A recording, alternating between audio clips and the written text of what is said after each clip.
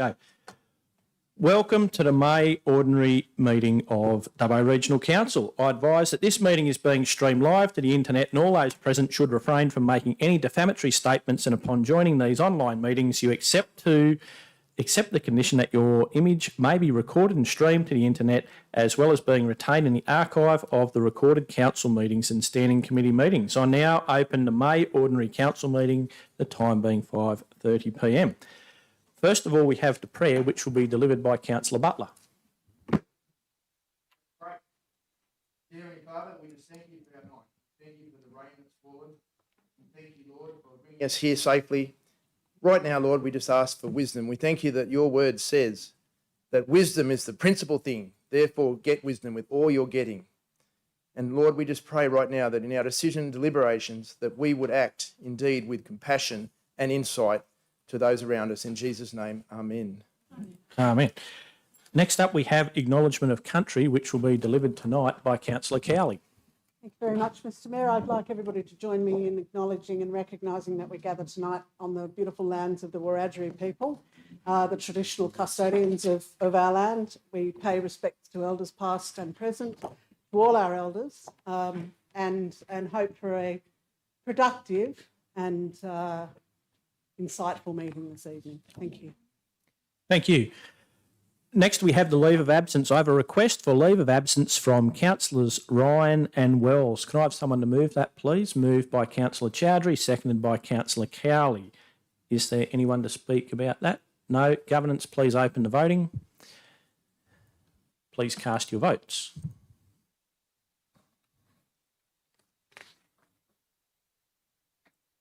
I declare that carried unanimously. Conflicts of interest. Do any councillors have any conflicts to declare? There being none, we move on to the confirmation of minutes 4.1. Minutes of the ordinary council meeting held 28 April 2026. Do I have a councillor to move that? Councillor Chowdhury, seconded by Councillor Cowley. Councillor Chowdhury, would you like to speak to that? No, thank you, Mr Mayor. Any further debate, councillors? There being none, please open the voting. Please cast your votes. Carried unanimously. Next up, we have 6.1, mayoral appointments and meetings. I'll move that, seconded by Councillor Toynton. I'll take that as being read. Any questions or debate, councillors? There being none, we'll put that to the vote. Please open the voting.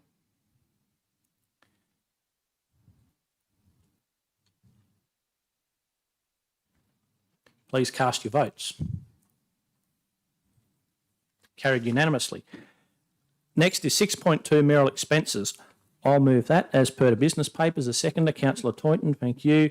I'll take that as being read. Any debate, councillors? There being none, please open the voting. Please cast your votes. Carried unanimously. The next item is 6.3, standing late report questions from councillors.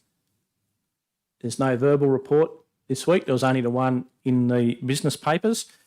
Do I have someone to move that, please? Councillor Chowdhury, seconded by Councillor Wright. Thank you. Councillor Chowdhury, would you like to speak to that at all? No, thank you, Mr Mayor. Thank you. Any further questions on that answer, councillors? No. Please open the voting. Please cast your votes. Carried unanimously. 6.4, outstanding actions from council and committees. Do I have someone to move that, please? Councillor Richardson, seconded by Councillor Chowdhury. Councillor Richardson, would you like to speak to that? No, thank you, Mr Mayor. Thank you. Any debate, councillors? There being none, we'll put that to the vote. Please open the voting. Please cast your votes. Carried unanimously. The next item, matters considered by committees, point 7. Unless there's an objection, I propose that we move the following items on block, 7.1 through to 7.8. No one wanted to pull out 7.8? No? Okay. Any councillor wishing to speak or amend to any of those items should indicate now. No. Someone to move all of those, please. Councillor Chowdhury, seconded by Councillor Cowley. Councillor Chowdhury, would you like to speak to that at all? No, thank no, you, you don't Mr. have Mayor. to. No. Councillors, we'll put that then on block. Thank you. Please cast your votes. Carried unanimously. Notices of motion, 8.1, e-bikes and e-scooters. This one is moved by Councillor Cowley, seconded by Councillor Chowdhury. Councillor Cowley, would you like to speak to your motion? Thank you very much, Mr. Mayor. Yes, I would. The motion is fairly self-explanatory, I think, and has been prompted by conversations that I've had not only with police but with residents and business owners who have growing concerns about the proliferation of e-mobility devices in our high foot traffic areas in both Dubbo and Wellington and in our shopping centres. So councils such as Northern Beaches, where unregistered and uncontrolled e-bikes and scooters are causing untold grief for pedestrians and motorists and locals, have introduced measures to advocate for regulation and for better education.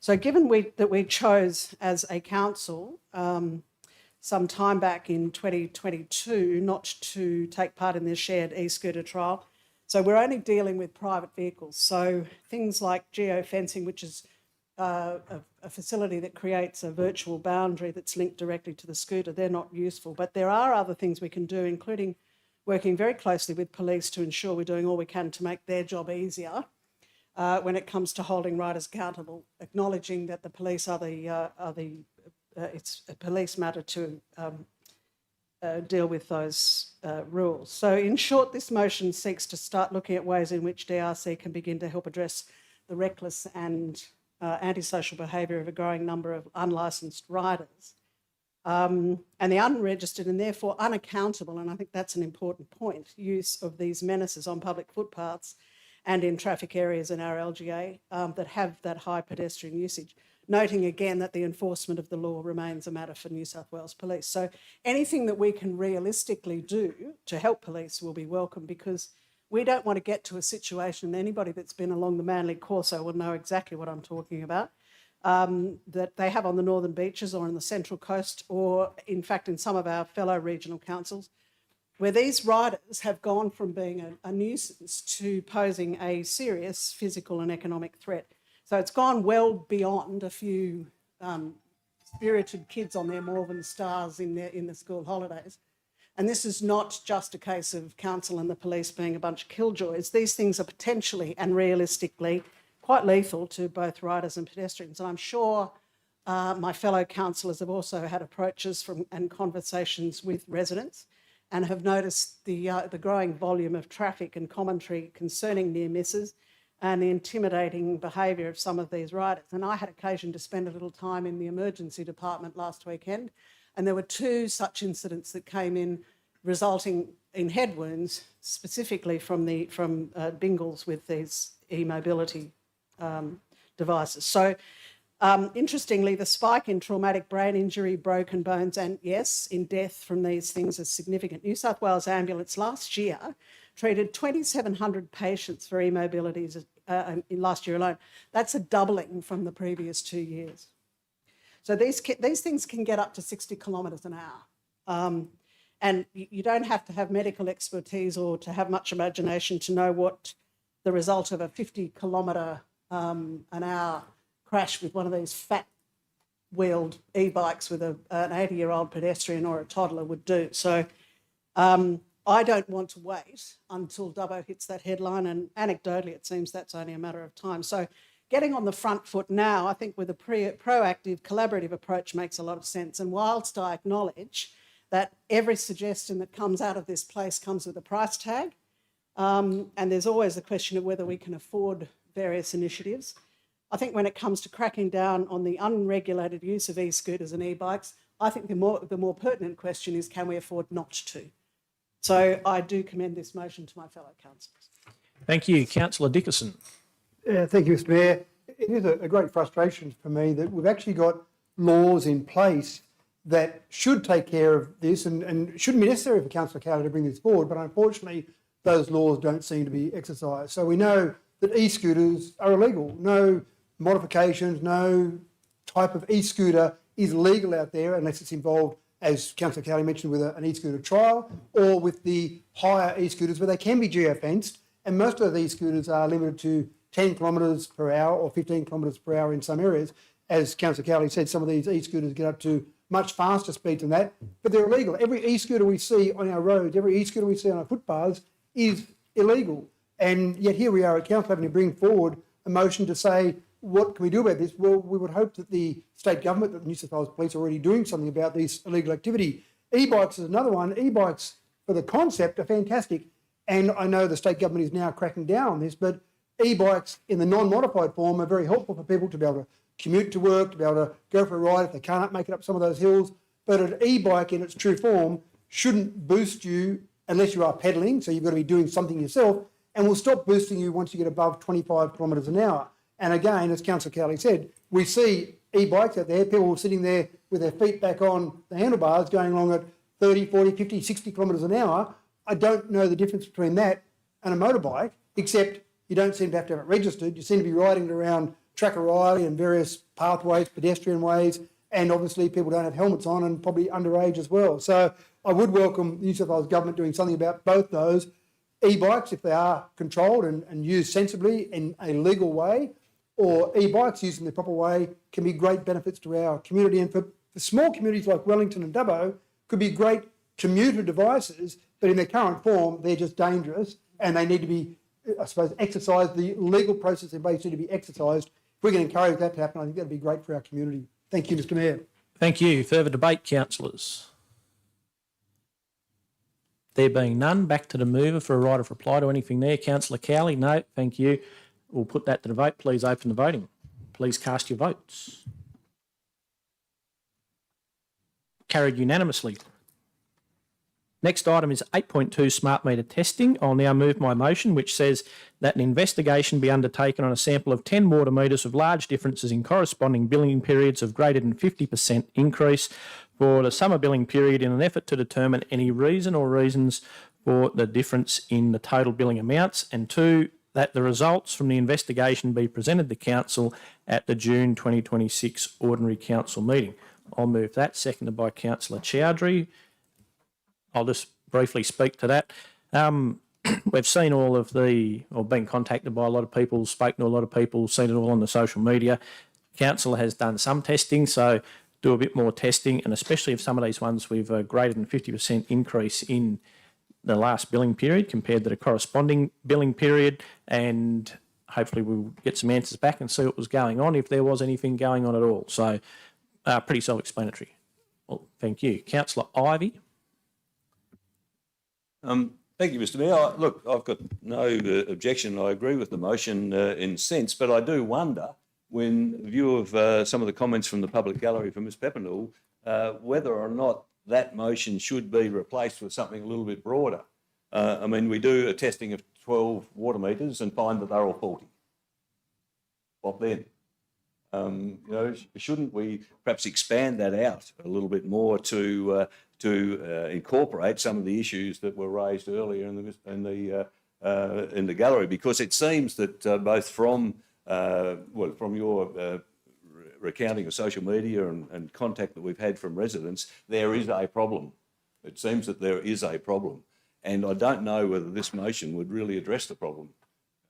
So I just ask whether you would perhaps consider withdrawing that and replacing it with something a little bit more finite as to finding out what the problem is and also then what some of the solutions may be. Is that an amendment? Some suggested wording? I'm not quite sure.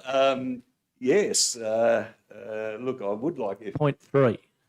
Sorry? Point 3. Point 3, that should, yeah, that, sorry? Yes. Take perhaps even that two amendments. One, that the investigation undertaken of a sample of 50 water meters where the differences in corresponding billing periods are greater than that, that subject to the results of that sample, that investigation be undertaken as to the cause of the problem, the extent of the problem, and the remedial actions which may be taken as a result of that problem. Yeah, right. I will just get the wording there, but I'll agree to that. Councillor Chowdhury, agree to that? Yep. Okay, so we'll just get that wording typed in the second. Councillor Ivy, you might have to help the governance staff with while that's happening. Councillor Wright, a question? Thanks, Mr. Mayor. It was just with respect to the timeframes here. So if we're going from 10 to 50 potentially, if this one gets up, we did mention about that coming back before the June ordinary council meeting. Is that sufficient time for that to occur? General Manager. I'll pass that to the Director of Infrastructure. Thank you. And through you, Mr. Mayor, no, that will not be enough time to do 50. So could I suggest that if we're talking about June for 10, we push that out to August for a sample of 50. The intention is of the testing is to, if there's an anomaly with any of the individual tests that we actually explore that when we do the testing, if it comes back to say that the smart meter, the flow meter and the bucket all align, well, then we wouldn't do any further investigation on that because that's actually telling us that 10 litres is getting measured as 10 litres. This testing is about making sure that the smart meter corresponds to our flow meter that we put on, that we're getting those accurate readings, if that makes sense. Yep. Councillor Wright. Yep, thank you, Mr. Mayor. So just a quick follow-up question then. If this was going to appear in the June 2026 ordinary council meeting, how many can we do? How many can council potentially do in a month? An interim report to the June meeting? Would 25, would council be capable of doing 25 in a month? I guess my concern is along the lines of if we're talking August, it's another 3 months potentially where residents are potentially having issues with their water meters, and we're going to see this all over again in the next billing period. General Manager. Thank you, Mr. Mayor. Through to the Director of Infrastructure. Thank you, and through you, Mr. Mayor. Yeah, certainly there's, yeah. So what happens when we do the test? The testing itself is actually a quick process. Really comes down to if there's an anomaly there, then how we go through and address that. So if we had 50 tests and they were all fine, we could do that in a couple of weeks. So that's the issue. It's the unknown then. Certainly, just for some information, we've done 18 to date, and all of them have come back in spec. So I do have a good level of confidence that that's what we'll be finding. So what, if you were comfortable, if I went doing the 50 tests and hopefully have a final report, I'm thinking if we make that July, but if not, it's an interim report on where we're at that point in time, rather than juggling numbers around like 25, 50, 10. How does that sound if we do that as whether it's a complete report or an interim report on where we're up to, depending on what the findings are? Right. Yeah. Councillor Ivy, based on that information, how are you going with your wording with the governance staff here? June to July? I was just waiting, but just before I go on to that, just to clarify, I mean, it seems, anecdotally at least, there is a problem out there. And even if the testing comes back, I think it's more that we need to do more than just say to the public, look, we tested 25 and they all seem to be all right, I'm sorry, go away.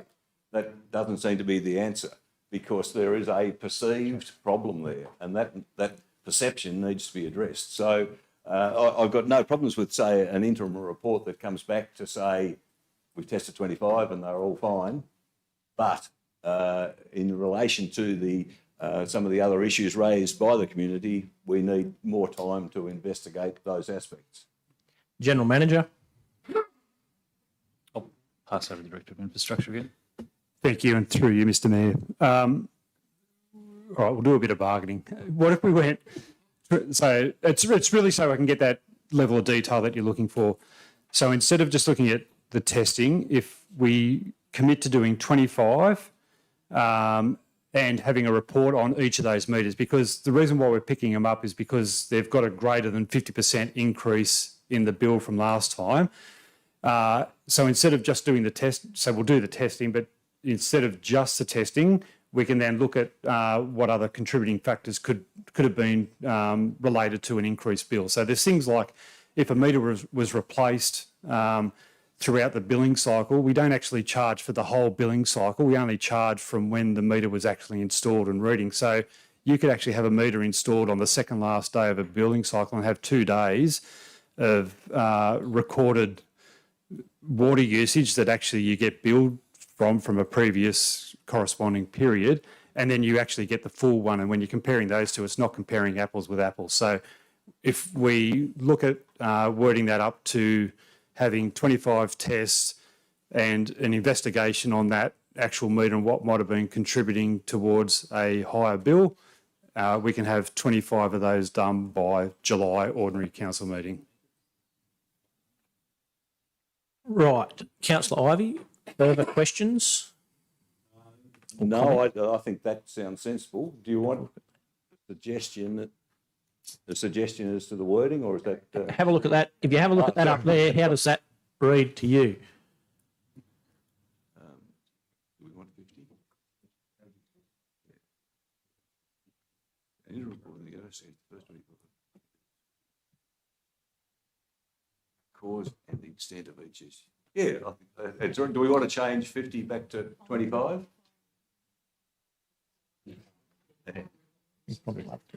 Yeah.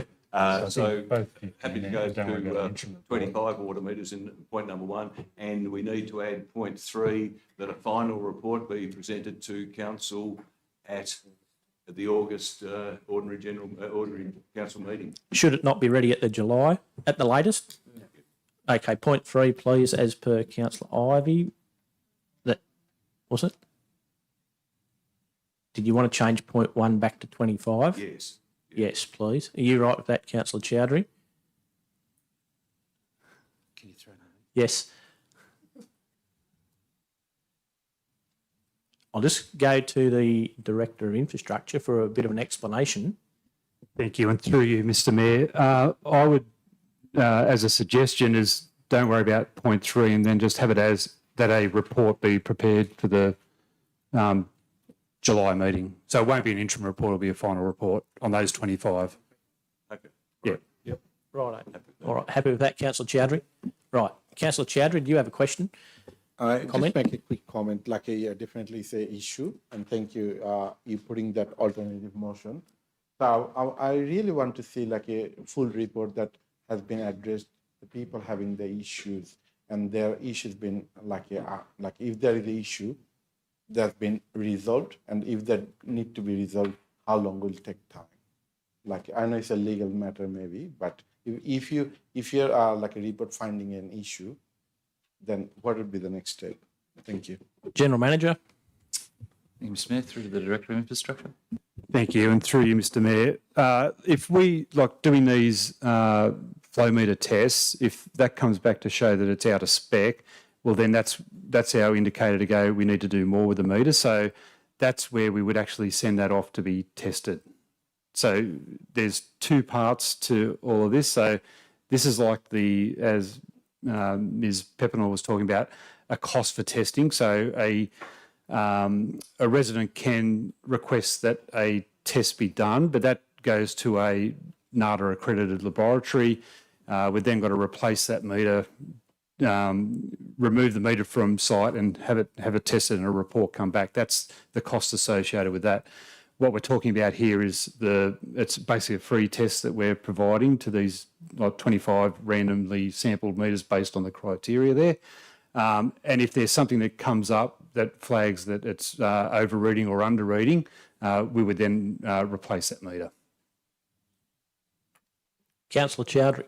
Just a follow-up question. So how are you going to identify this 25? So is that people already been lodged the complaint, then you pick up those 25 that people already lodged the complaint, or yeah? The big billing increases, I think, but to the General Manager? Yes. Thank you, Mr Mayor, and through to the Director of Infrastructure. Thank you.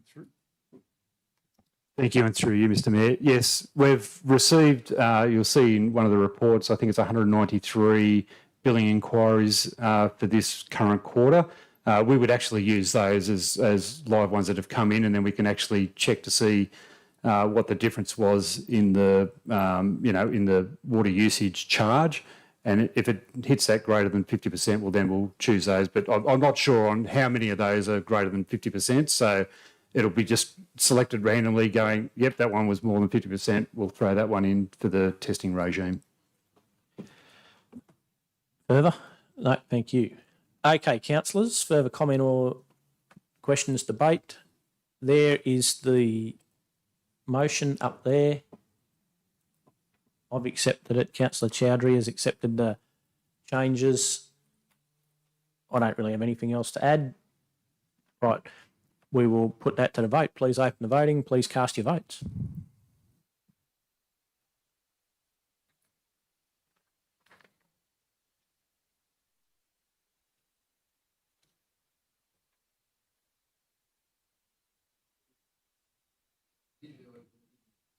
Carried unanimously.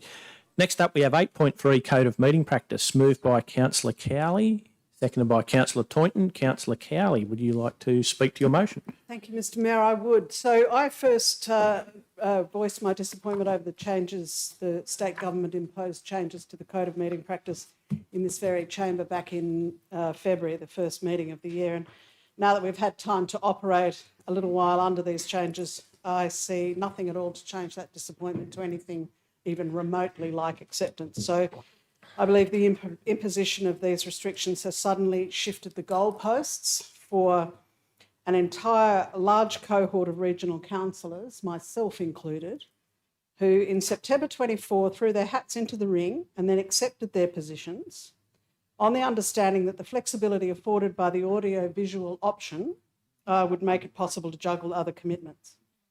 These goalposts have been moved 3/4 of the way through half-time in a 4-year match. And I know that I'm not alone in its impact on my ability to do my job, and I'm just one lone, humble councillor. I made the commitment to be a councillor, and I take that commitment very seriously in terms of showing up, and these changes have just added an extra layer of difficulty to meeting that commitment. But overall, the changes just result in a demonstrable regional inequity. The blanket restrictions on audio-visual capacity and attendance disproportionately impacts regional bodies like ours, whose elected body is made up of passionate local representatives who need to balance their responsibilities of council with employment, business, community and family commitments, which often necessitate and are combined with significant travel distances. So I doubt around this great state of New South Wales that there are less dedicated cohorts of councillors that have abused the option of joining by video link, and I'm sure there have. But as usual, we here in regional areas are paying the price for those sins. These new restrictions might be workable in metropolitan areas where councillors can actually happily walk from one end of the LGA to the other. That's simply not the case here.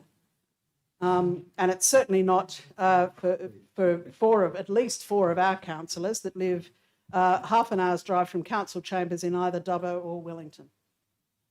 But it's not just about councillors, is it? This motion, secondly, and arguably more importantly, also seeks to address what I think is an appalling decision to change the way in which our public forums are conducted. And I imagine that there's some people behind me here that would agree. The new rule that separates public forums from the council meeting proper erodes the immediacy of community feedback prior to councillors casting their votes. Tonight was a little bit different because we had so many speakers and it ran up to and included the meeting. But restricting public addresses only to items that appear on the published motions and papers means that our residents are prevented from raising matters that they think are urgent and that should be brought to our attention, and that they consider, and from engaging directly with their elected representatives on community issues that are emerging that we may not necessarily be aware of. This erosion of grassroots democracy is made even worse by the decree that speakers must register. And I know that a lot of people do register, but being able to turn up and address your council and your councillors is just a basic democratic right as far as I'm concerned. And this just adds a bureaucratic barrier for everyday residents. I note that for this meeting, there were a number of residents who wished to speak. And that's been terrific, and I'm very pleased that they were able to do so. I have personally urged many residents over the course of my very short time in this chamber to avail themselves of the public forum and to raise issues in the past, because I think it's a vastly underutilised resource for people to get the attention of a captive audience of councillors and of all the directors. But I have to say these changes make that a far less appealing. I fervently believe that our individual councils should have the discretion to operate open access, flexible public floors that welcome immediate community input. In the case of meeting our own residents' needs, we are the ones who are best placed to make decisions regarding the physical and remote presence of councillors, the scope of public submissions and the registration exemptions. We shouldn't be restricted by the imposition of an inflexible top-down state-imposed decree. So I fear that we may be whistling Dixie to a bureaucracy that we have come to believe here in regional New South Wales sees us as an irritant at best, perhaps a necessary evil at worst. But whilst ever I sit in this chamber, I would still like to believe that democracy lives somewhere in that other Macquarie Street. So I propose this motion in the hope that my fellow councillors will support it and add the voices of our body of councillors and of our council to other regional councillors and councils, and to the advocacy efforts of the Country Mayors Association and to Local Government New South Wales' advocacy efforts as well. Thank you. Councillor Chowdhury. Thank you, Mr. Mayor. I could not agree more with Councillor Cowley. I would like to request Minister Ron to come and visit one day during this rainy day or this sort of disruption, to visit us and have a see, how the hard, it's not a city, it's a regional area, how hard it is to travel during this time. And we make the commitment to come here and we show up. I'm just worried with my fellow councillor. I don't know, he can reach tonight to Kumabella. It could be flash flooded. The minister need to understand this. We're not living in a city. We're not living in a flash carpeting road. We are living in a regional city, and a lot of our muddy road can be blocked. The car can get blocked. So I could not agree more with Councillor Cowley. And also it's not good showcase for a democracy. I know a lot of people want to come and talk to you during the meeting, but that item is not into the agenda. Those people can raise their issue. So someone had to put that agenda item so people can come and speak. And I don't think it's a good reflection of that democracy. So I'll have a full support of this motion. Thank you. Thank you. Councillor Toynton. Thank you, Mr. Mayor. I too will speak to support this motion. As Councillor Chowdhury pointed out, I do live at Kumabella. I have to navigate two causeways that are the subject of flash flooding. Now, before the bridge was put in at Kumabella, the new one, the low one, you could walk across it and see water lapping at the side and turn around and it'd be 5 inches underwater. It comes up very quickly. It's impassable when it's in flood. Now, we've seen torrential weather tonight, probably the best rainfall we've had all year. Now, we've also seen other things that impact us who live rurally. Diesel hit $3.50 a litre a few weeks back. It's only come back down to earth in the last couple of weeks. That puts a tremendous strain on us that want to represent our constituents and sit there and say, well, we only get reimbursed a certain amount for that fuel. So that reimbursement is calculated when fuel was around $1.50, $1.80 a litre. But when it's nearly doubled in price, and we're expected to be able to wear that, come to these meetings at that expense, the reimbursement doesn't cover it, but we do it for the love of the job. We do it because it is our duty as civically elected members of the community to represent. Now, I fully support the motion by Councillor Cowley that we need a review into this policy by ministers who've made this from areas where you can walk from one side to the other, or public transport runs, it costs nothing, and, oh, you've missed the bus, another one will be there 30 seconds later. Happy to support this motion. Thank you. Councillor Dickerson. Thank you, Mr. Mayor. I remember when I first joined council many, many years ago, 22 years ago, one of the big issues then was that people couldn't make it to meetings, and we were told that we had to be physically in meetings. Along comes COVID-19, a lot of terrible things happened, but one of the great things that happened was that everyone, businesses, community organisations, councils, realised that video conferencing was valid. And I thought it was a very progressive step forward during that time when meetings were occurring via video conference. And like Councillor Cowley said, I've certainly talked to people in the past and said, I encourage you to stand for council. And even if you might not be in Dubbo or Wellington all the time, or you may be travelling, or you may not always be able to get to meetings, you've got video conferencing. You can do that, and that makes it fantastic, so you can be part of democracy.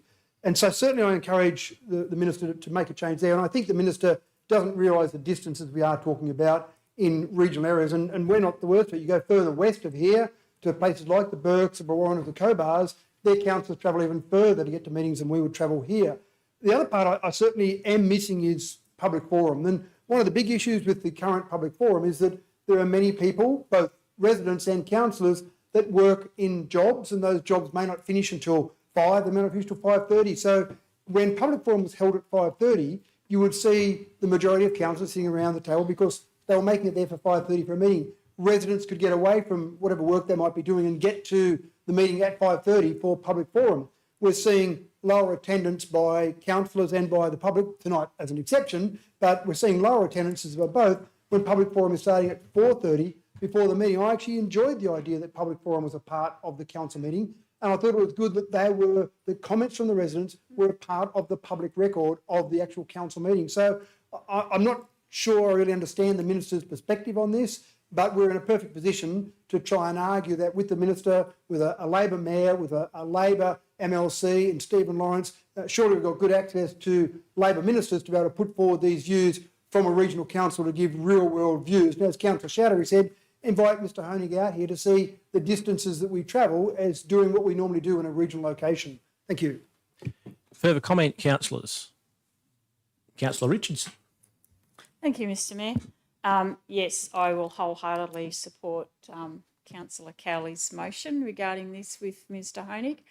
I had the opportunity to go to the ALGA conference in March, and Mr Honig was actually there speaking. One councillor actually stood up and said about the price of diesel and costings and the distance involved, and the response was not very positive from the Minister. But happy to do it because the more voices we get together, hopefully he will listen eventually. Thank you. Councillor Ivey. Thanks, Mr Mayor. Just a question, actually, along that issue. The motion reads that council makes formal representations to the New South Wales Minister. What's envisaged in formal representation? Is that just a letter, or do we actually try to get the Mayor to have arrange an appointment with Minister Honig to present the letter? Is that a question to Councillor Cowley? Councillor Cowley, would you like to answer Councillor Ivey's? Oh, look. Well, what do you want to do, Councillor Ivey? Look, I've spoken to a member of his senior advisory staff when I've bumped into him at various things, explained the situation, hasn't gone very far.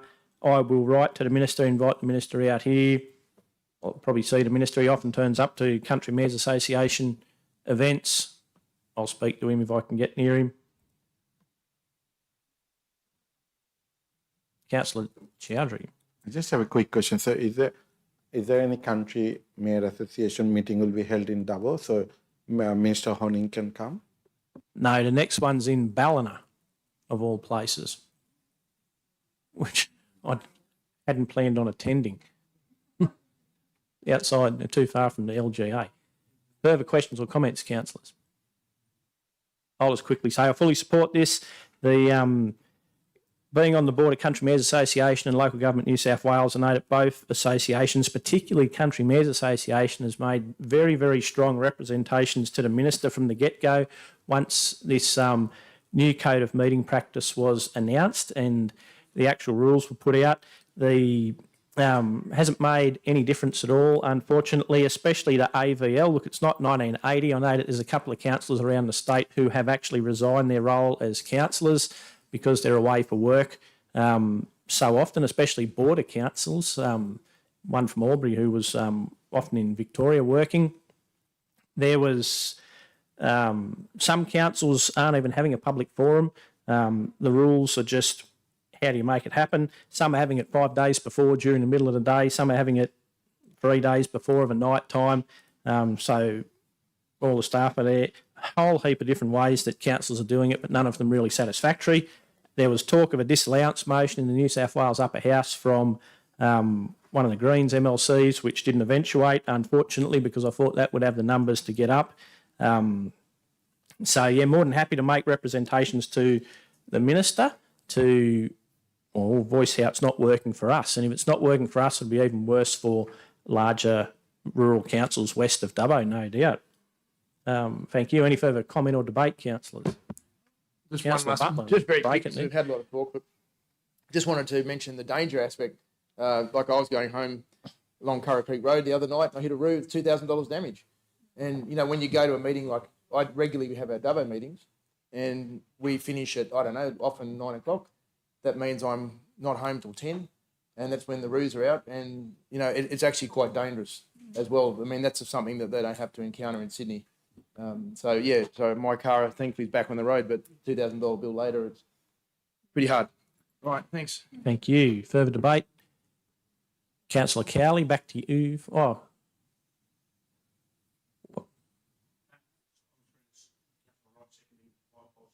No, it's all right. Councillor Cowley for a right of reply to anything there? No, thank you. Councillors, we'll put that to the vote. Please open the voting. Please cast your votes.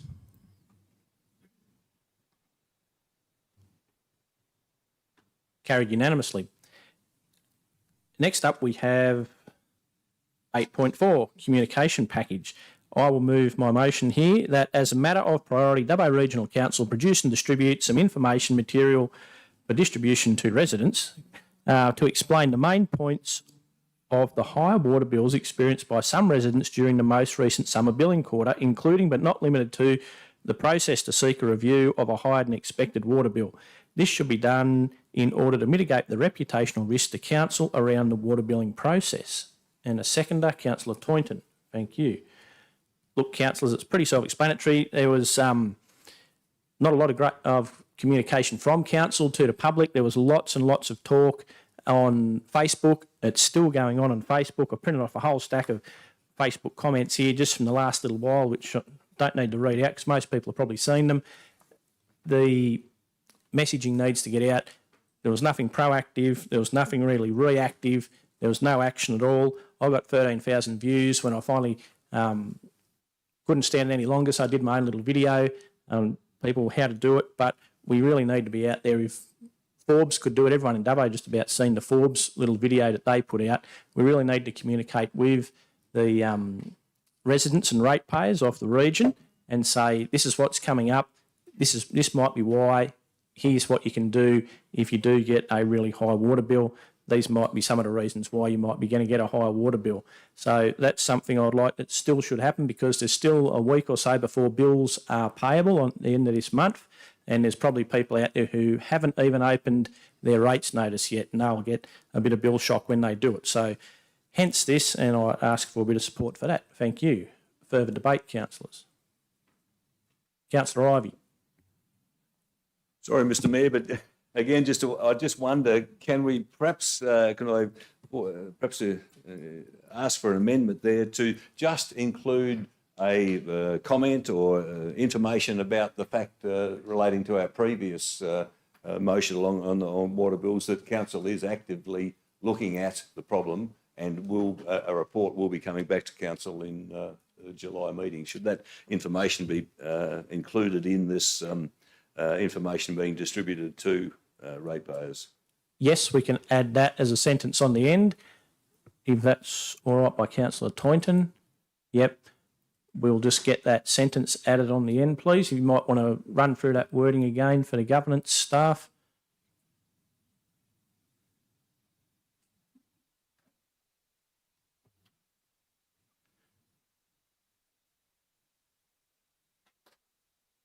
What's the wording on the end? What's that sentence you wanted again? Just if you tell the staff, they'll just type it in. I think it nearly needs just to be another paragraph, or it's a one sentence paragraph that says the information provided to include advice that council is actively investigating the issue, and that a report on water meters bill and billing is to be presented to the July council ordinary meeting of council in July. Thank you. That will pop up on the screen in a second.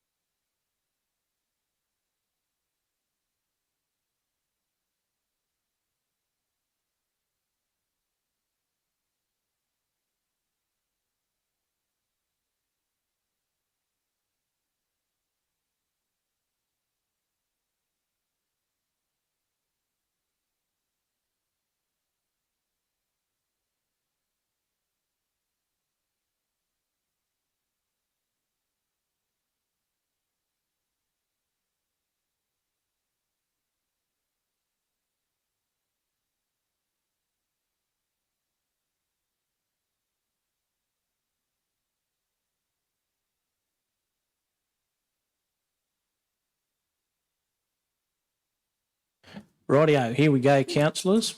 Councillor Ivey, is that the wording you had in mind? Yes, we want to say it, and the report will be presented to the July.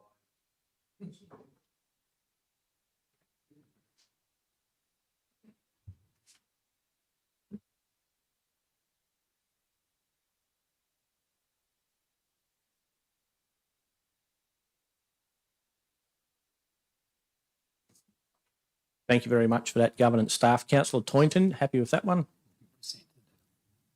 Will be presented to the July ordinary meeting of council. Yep, that's how it reads. Okay, that's what we've got.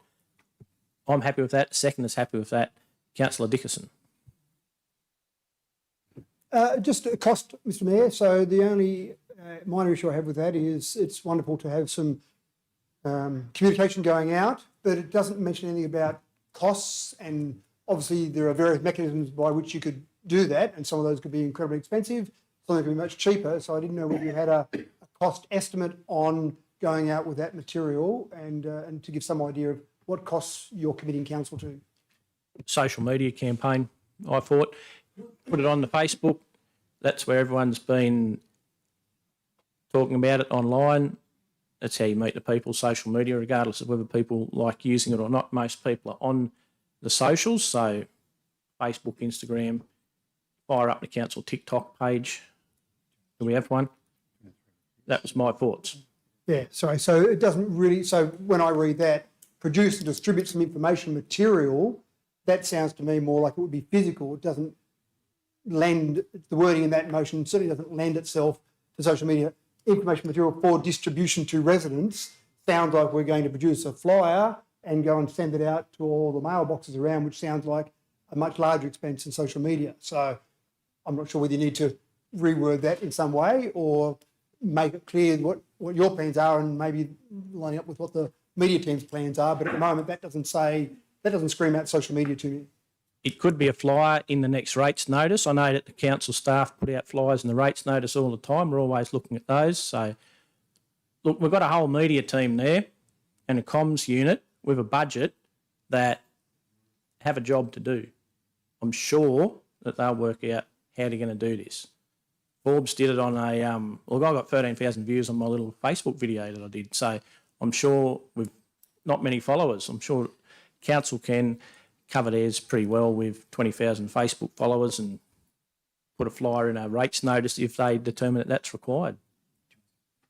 Just to finalise that, your answer is that this will be done within the existing budget of the media team. Yeah, that's correct. I didn't put in there for any additional expenditure. Thank you. Further debate, councillors? There being none, we'll move that. Please open the voting. Please cast your votes.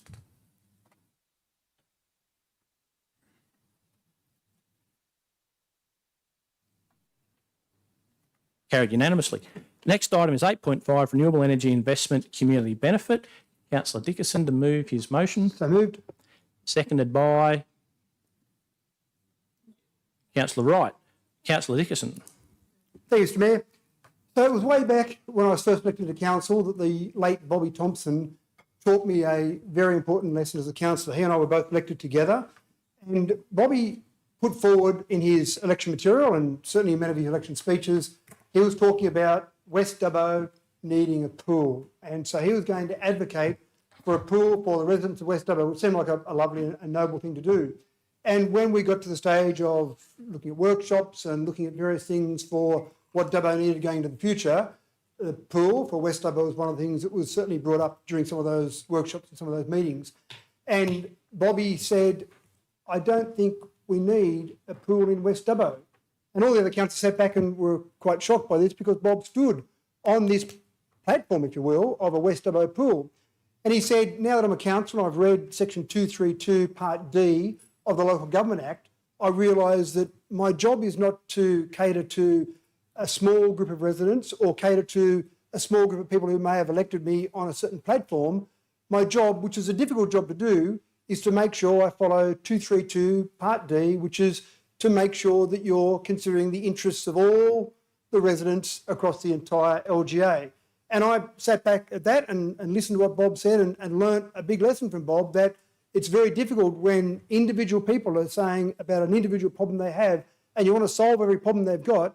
But unfortunately, when you sit here in the chamber and you have to take a helicopter view and you have to say, I've got to do the best thing for the entire LGA, not necessarily for a small number, I suppose, of people who might talk to me very passionately about a subject. And that's difficult to do as a councillor because you have those conversations, you want to help everyone, but ultimately you've got to make decisions that are for the best for the overall community. And that's exactly where I'm headed with this. There's a few things in here that I'll identify. Obviously, point one, I talk about the fact we're not the consent authority. Okay, I think everyone in this room realises that. It's re-emphasising that to make it known that we don't get to say yes or no in this chamber. We are not the consent authority. The state government, through the IPC, is the consent authority. So whether we say yes or no is largely irrelevant in the scheme of things because the state government, through the IPC, will make a decision. The second thing is that this is a process, the renewable energy zone that we've got here, is a process that was put forward originally by the coalition government. And then once they were not in power, a Labor government came into power and they believed in the renewable energy zones across the state. And so they continued on with that same process. So in essence, we've got governments of two different flavours that we've had at the state level who have both said that we need to support the creation of renewable energy zones around the state because that's where the world is moving. The world is moving away from coal-fired power. The world is moving to renewable energy. There's a whole range of things. I'm not going to go down that debate, but that's where the world is moving. If you can't see that, then you're not opening your eyes wide enough to look at what's around. So the next thing that I've been very careful with in this motion is to not say we roll out the red carpet and we say every project we welcome to come along and do whatever they like. Again, even if we did, it doesn't matter. We're not the consent authority. But I had the words in there that we support balanced, evidence-based assessment where the consideration of community impacts is part of that process. And I still believe that is incredibly important. So for any individual projects that are being analysed, that are being reviewed, that are being looked at, I still want to make sure that the IPC, which it will do whether I say so or not, the IPC considers all of those things in the process. I don't want us to walk away from that. And I couldn't tell us if this motion went through, I couldn't have something there that said walk away from those assessment processes because they're assessment processes that are put in place by the state government. They will be cumulative impact processes. There will be a range of processes that I hear the concerns from people on a daily basis. The one thing that I want to make sure that happens out of the renewable energy zone is that we don't look a gift horse in the mouth. This is going to happen in our LGA, whether we say yes or no. It's going to go ahead. The renewable energy zone we're part of, the state government is not walking away from this. It's going to go ahead. So we can try and put our hand up, just like we could stand at the beach and put our hand up and stop the tide coming in and we'd be knocked over by the waves, or we can get on a surfboard and ride those waves in. And that's what I propose that we do.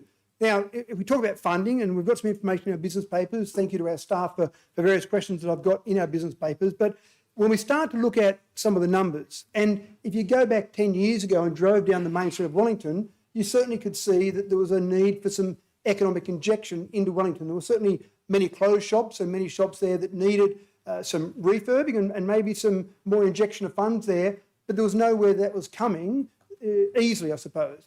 And now we go down and we certainly see things like Squadron Energy have got an office there. The Reject Shop have opened an office there based on the fact that we've now got more income in there.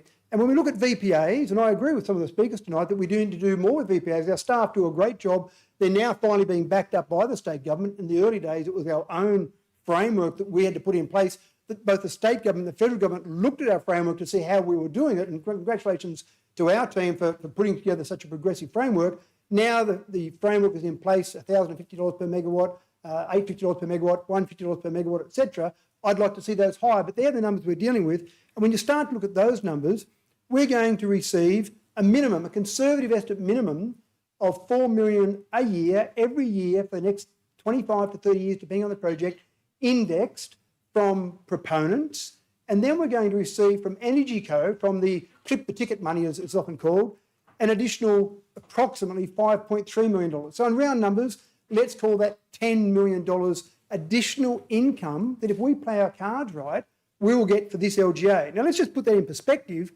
We generate about $43 million in ordinary rates. If we went to the community tomorrow and said, forget about the tough cost of living, forget about the high fuel bills, we're going to put through a 20% special rate variation, I imagine the community wouldn't be overly impressed with us. But the 20% special rate variation would deliver us about $8.5, $9 million.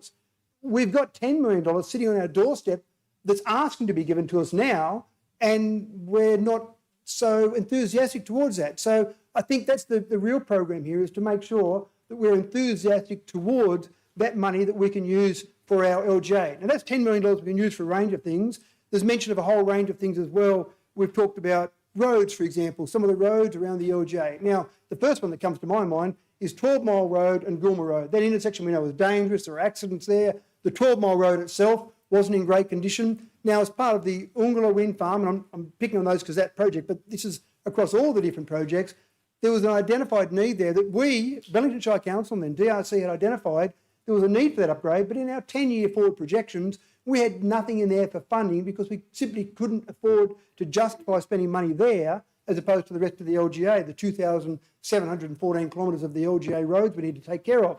So when Squadron had to do that project, there was approximately a $40 million project that was put together for that intersection and that road that we now have as a benefit for our community, for the residents across our whole community, in particular the residents that live down that particular road there. So there's straight away a benefit outside the VPAs, outside the employment. The employment is quite significant. So, Mr. Mayor, sorry, you've just given me a time. Have I got a time warning? Is there a... Oh, oh right. Oh, you're on the stopwatch, obviously. So we've got... I was looking for the timer on my actual screen there. As was I. So without a timer, I'll keep going then. So we've got significant benefits that we can obtain from things like roads. Even in roads that are around projects, we know those roads have to be upgraded. We know the community benefit funds. So already this community has had $18 million delivered to it. We've got organisations, there was mention of the the Wellington Amateur Theatrical Society there tonight, and the theatre we've got there. So there was over $200,000 that Watts got, PCYC, the Arboretum, Pathways Together, Wellington Show, Bull Battery has got a 5% equity in a local Aboriginal organisation. The money that's being injected into this economy, the number of people working in this economy that are linked to renewable energy is quite significant. So I commend you, councillors. This is a go-ahead council. We need to jump on this and take full advantage of everything that's being presented to us on our lap. Thank you, Mr. Mayor. Right on 5 minutes. Further debate, councillors. Councillor Chowdhury. Thank you, Mr. Mayor. This is the beauty we live in a democratic country, and every councillor has a different view. And I appreciate Councillor Dickerson brought this notice of motion. But I have I'm very uncomfortable with this motion, and I could not support as it stands because it does not find the middle ground. We need to approaching an issue such as renewable energy zone and its impact to our community and economy. It just now and then in the future, because tonight we've been a lot of speakers been here, and in council last few months we have seen like a lot of people coming into our council meeting and showing their like opposition for this like a projects. And the real thing is like I didn't get the bit luxury like a Councillor Dickerson have a like a helicopter view. Councillor Cowley and I went to a ride with the local residents, and we've been gone through, and we have seen like that destruction these projects are doing to our prime land. It really heartbroken. And when I'm thinking for next 10 to 15 years, when my kids will be grow up here, they will see all this black panel and the wind turbines. What sort of country we living now, and what sort of like a future we're giving to our future generation? So I'm not just only thinking now, I'm just thinking about the future too, for our future generation.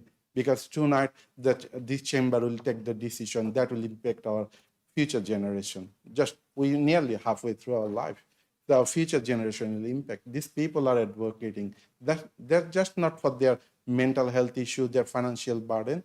They're advocating for the future generation. They impacted invested their life. They invested their financial everything into this community, and now we are making a joke on that. So I'm so sorry. I'm really empathetic, your loss and the issues you are addressing at this moment. And I know you are maybe a small number of the community, but you are the voter, you are the resident of this community. We are obliged to listen to you, and we have to echo to your. The problem is be small or bigger. We have to address, and we have to find out what solution we can provide, and that's why you elected all of us. And also like a lot of I've been wind energy consultation, and I have seen even though tonight a couple of residents has raised, there was no real consultation and no decommission plan. So as I said, in 25 years or 30 years later, are we giving our future generation into a wasteland? I don't know. Even though those proponents could not answer those questions. So that really concerning. They don't have a real project plan to provide to the community or provide to us. And also I would say last thing to New South Wales government, we live in a regional city. We love to share the love. We don't believe on one-sided love. So you are giving all this project to us. Why you are not taking this project to city and metro area and filling all your industrial area, all the solar panel, rather than you destroying our prime land? Thank you. Thank you. Councillor Toynton. Thank you, Mr. Mayor. I'll start off with a couple of questions. Can an informed decision be made with this motion, given the publicly documented timeline of invitations to tour the site, mainly Boree, yet to date the mover has not toured the site, and therefore has not had the potential to see the impact of this site? My second question is, what are the negative consequences of this motion should it succeed? Is this motion, as craftily as it's written, does this now, if it gets up, say, sorry, council, you can't put an objection into any future projects because this motion says, nope, we're going to support it every step of the way? So am I right to assume that if this motion was to get up, we then couldn't, say, put in an objection to Boree Solar or something that's not even on our cards yet? And third question, will the current status quo be affected if this motion is defeated? We would be in no different position if we turned around and said, okay, we're not going to support this motion, it's defeated. It's the same thing. We have an appeals process. We can say as a council, we can defer projects, or we can put an objection in and say, all right, this can go to Independent Planning Commission on a case-by-case basis. Now, as big a monstrosity as Maryvale Solar is, there's no community outrage with it. Forest Glen, we didn't do too well out of the VPA money there, but there was no overriding objection to that. But Boree Solar and Hampton Park, there is, because they're smack bang in the middle of residential prime agricultural land. At Hampton Park, it's too close to residential. At Boree, it's too much prime agricultural land destroyed for a solar project of which we have an abundance of in our area. Now, Councillor Dickinson spoke on one of these stakeholders having Aboriginal engagement. Now, that would be very compelling if it weren't for yesterday's ABC News article of ACERES knowingly destroying an Indigenous shelter. They, despite knowing about it, was the exact quote from the ABC, they knew about it, wrecked it anyway in the hope that we knew about it, but we hope you didn't. That's what's happened when you've got a driving force with, whether it be the coalition government that says, we're proud of this, or the Labor government that took it over and said, we are cracking the whip. As of now, or probably of an hour ago, the Liddell Power Station smokestacks were demolished by explosions. So we've got the Labor government sitting there saying, let's get rid of all these coal-fired power stations. Now, I'm sorry, but Australia's never had a problem with electricity. We had power before these solar things showed up. We'll have power into the future. But this reckless transition to say, oh, we'll get forgiveness later, we can destroy Aboriginal sites. I remember when Rio Tinto blew up that cave and the outcry that was there. So why should we be rolling out the red carpet for a renewable project? So with those couple of questions, but as it stands, I will not, under any circumstances, support this motion. I'll take that as an address. Councillor Richardson was next, then back to Councillor Chowdhury. Councillor Richardson. Thank you, Mr Mayor. So I agree with Councillor Chowdhury and Councillor Toynton. I can't support the motion from Councillor Dickinson. The only part I do agree with is the fact that as a local council, we don't have the final decision. That comes from the state government, which we all know. This motion will not have any impact on the outcome, as this is a state decision. I feel that the motion is divisive to both councillors and the community in general. It will achieve nothing except create more angst. As a council, we have to support what the majority of the community who elected us to represent them want. I also feel that Councillor Dickinson really doesn't have both sides of the story because, as Councillor Toynton mentioned, he was invited numerous times to the Boree Solar Farm site and declined or just didn't ever respond. Just Boree and Hampton Park solar projects will affect approximately 1,600 residents who have had no input into planning or decisions. We have to stand for the majority of our community who do not want renewables on farmland. I am not an anti-renewalist, as the majority of ratepayers are not either. We just don't want renewables on our farmland. I would also like a question answered by Councillor Dickinson. What evidence is going to be put forward to we need to be seen to be doing as councillors to support our community and not support silly things like this? Thank you. Councillor Chowdhury. Thank you, Mr. Mayor. I just want to add one thing, that I have an alternative motion if this motion gets lost. Thank you. Thank you. Council, were you moving an amendment? Yeah.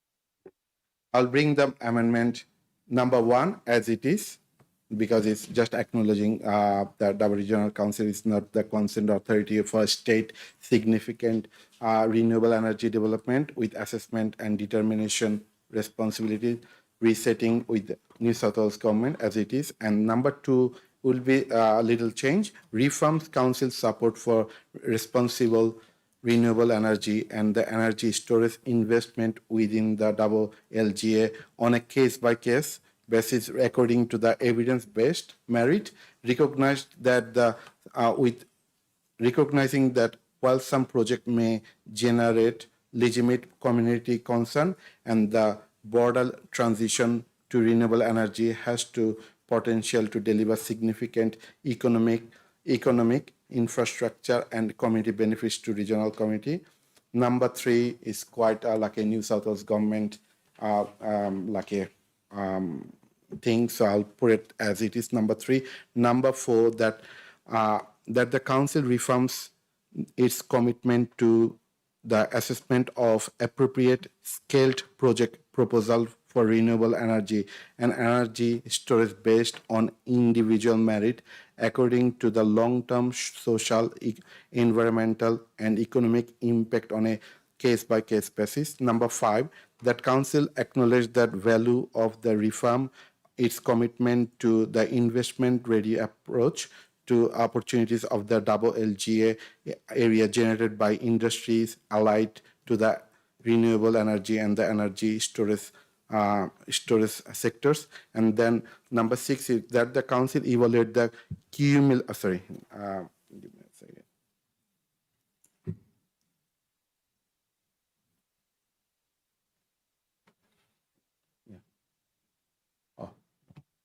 Yeah. Oh, sorry. That the council asked the New South Wales government to completion of report of cumulative impact of the project in our LGA. Thank you, councillor. A seconder, councillor Cowley.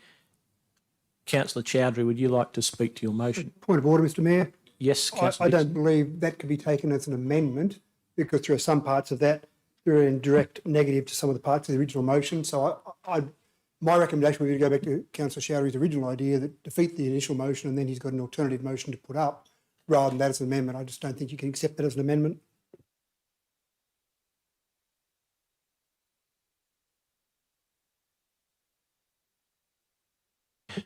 Okay. Point of order upheld. We will go back to debate. And councillor Chowdhury, we don't have foreshadowed anymore, but if councillor Dickinson gets defeated, then you'll move that. Right. Councillor Butler, then councillor Roy. Yes, I'll just, could you give me the timer as well, please? Because I can't see the time. None So- of us can. Yeah, thank you. So yes, so look, definitely, can't support this motion.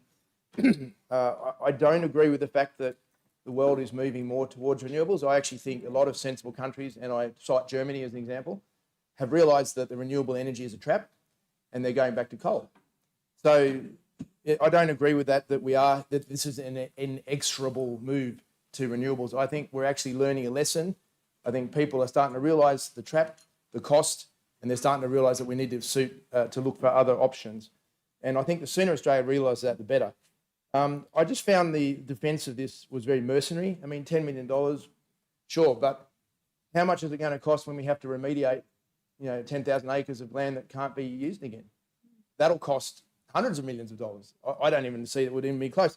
This is what I would call beads to the natives. It's just trying to give trinkets to get a vast wealth.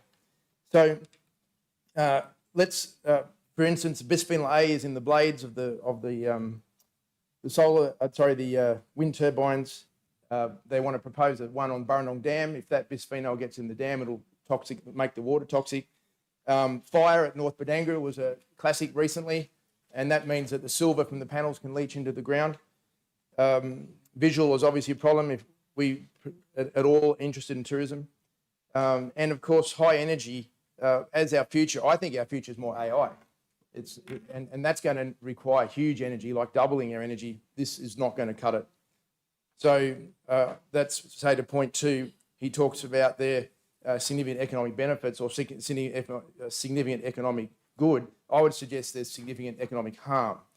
So I wouldn't accept point 2. Point 3, it says here it's aimed at delivery of regional investment. Just because we don't go solar or wind doesn't mean that we won't be open for investment. I just think that's not a fair point. And then in point 4, there's a number of dot points there with letters. Local employment is minimal. I see most of the people I come across are French backpackers. That's hardly local. There might be increase for some, but I don't think it'll be a general thing. Infrastructure investment, well, I think my understanding is Some of them have backed away from their investments, as we heard earlier. Diversification, well, it's only diversification propped up by government subsidies, so it's hardly diversification of a real sort. And VPAs have often resulted in football teams having shirts. You know, I don't see that as really very good either. So if we look at point 5, we've got no choice, have we? This is from above, top-down imposition. So we're expected in point 5 to work together constructively with renewables. Well, I think most people would probably understand that the Christmas turkey thinks he's working very constructively with the farmer up until Christmas Day. So, you know, I think we're probably the same. And then for point 6, regional communities actively competing, really? I don't know of any. I know of Yass that doesn't want them. I know of Tamworth doesn't want them. Well, who's competing? And look, if they are competing, give it to them. Good on them. They can take it. And then if you look at point 7, this thing about, you know, council reaffirming, basically opening. He said there's no red carpet. I don't agree. The way it's written, it's red carpet treatment. Let's bring it on. Let's bring it all. Come one, come all. And so I'd just say here, what I would advise is proponents, instead of advising them that we're open for business every day, all day, whatever you want, I would advise that we support democratically accepted projects where the proponents are interested in the residents above potential financial reward. So I certainly couldn't do an amendment. It'd have to be a new motion, wouldn't it? So, and it's not a given that net zero is actually on the table. Net zero, if we have a change of government, guess what? No net zero. So it's not something that we have to accept. And I think that Ian Brightope put it well. He said, if you're a captured person, you put your hands up in the air and go, say, what can you do? If you're a free person, you say, what must we do? And I encourage everyone here, don't get disheartened. We can win this. So I see there's a lot of logical disconnects. There's this thing about all these people with personal solar. Well, so what? Let them have it. But industrial is not the same thing. I think that's a non sequitur.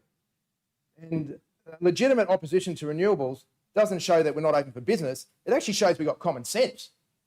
And I reckon that means more people would want to invest with us because we're not stupid. So I'd say in finishing, the cost benefit's not worth it.